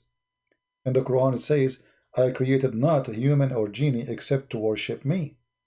The Bible teaches different, totally the opposite direction. This is why you speak to the Father and you pray to the Father, because he is your Father. He is your God, yes, but he is not an evil one. He loves you. So when I speak about Jesus, I try to find the intention of this person. His name is Jesus. What he want from me? What he want? Did he want something from me? No. Did he ask for something? No. Did he ask for the fifth of the booty like Muhammad? No. Did he ask women, hey, give yourself to me? No. He asked you to be holy. He asked you to be loving. He said, love your enemy. I mean, everything he said is for the benefit of mankind. Nobody can question that. Love your enemy. I mean, imagine, my friend, if all mankind, they practice one sentence of Jesus, which is love your enemy. Guess what? We will have no war. We will have no thieves. We will have no criminals. We will have no death. We will have no people crying because people love each other. Just one sentence of Christ's teaching is the solution for mankind. Not the book. You see, just sentence is better than all the books in the world. All the book of wisdom. So Jesus did not fail. True. Jesus did not fail, my friend. We fail. We fail to love each other. We fail to be good to each other. In the Quran, go attack them, go kill them, go take their money, go etc. And then somebody will say to you, oh, and like in the Old Testament, there's war. We have to understand that those people, they are under attack too. The Jewish, they were trying to survive. But Jesus, he wants us to take us to higher level. Everything was to prepare for the coming of Jesus, to the point where he can say, love your enemy. And still after 2,000 years, people don't want to listen. People full of hate. Christians are not being Christians. Jewish are not being Jewish. Muslims killing each other. War everywhere. Corona, crazy stuff. Even people want to use. They want to use people just even when they are dying from Corona. People, they want to hack Corona. Want to say it in the market. I mean, even death is a business in the world today.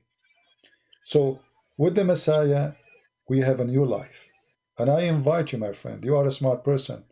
I invite you to the best I have. His name is the Messiah. I invite you to accept him as your Lord, as your Savior. And it's up to you.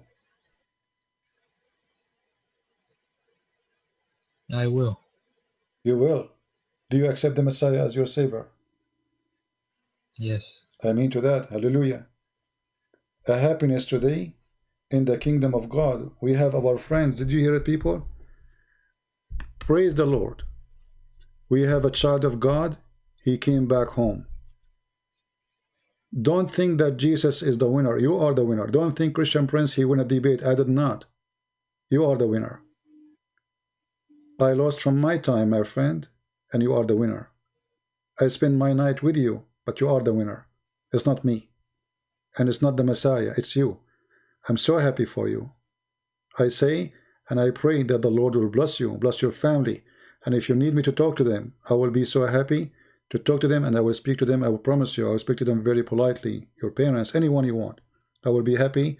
You can contact me anytime, and I will be happy to talk to them. And today, you are a new person. Today, you need to forget about all bad things you learned from Muhammad, all bad things you learned from this madness. You are a child of God, my friend. You are a loving person. You are a new person. Do you have a copy of the Do you have a copy of the Bible? Yes. All right. Well, I advise you to start reading from the book of John, and I want you to read. Let me tell you about how I read, and maybe I'm not telling you how to read. By the way, I'm saying to you how, let us take it from a brother of you.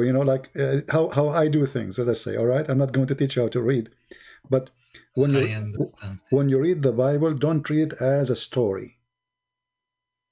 Live the story. So you can imagine it.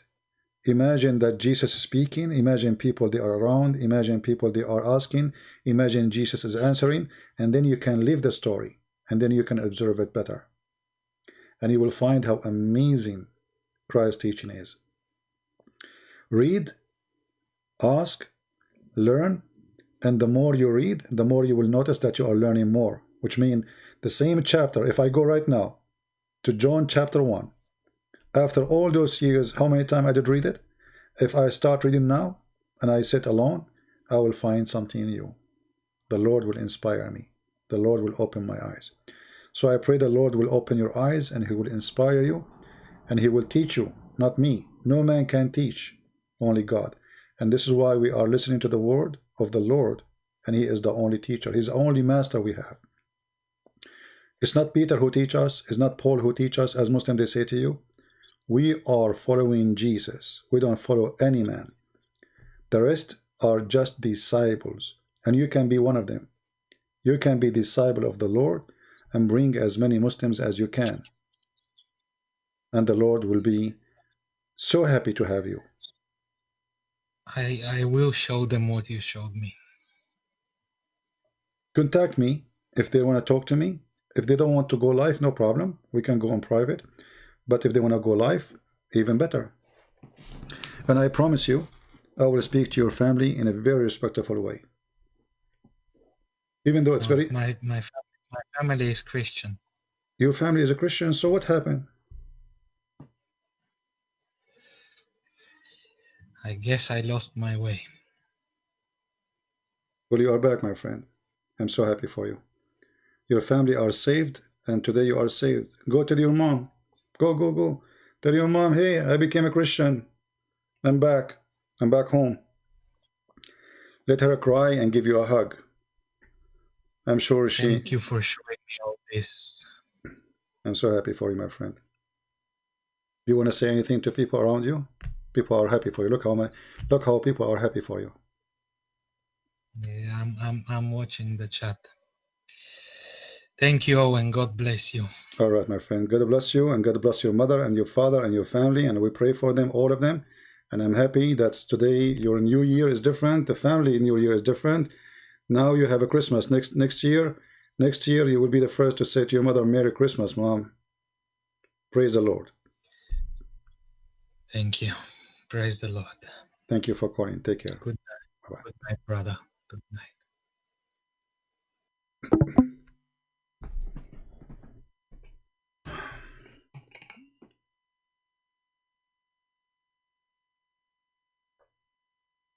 My throat is hurting me. I told you I don't feel good when I go live, but it's worth it.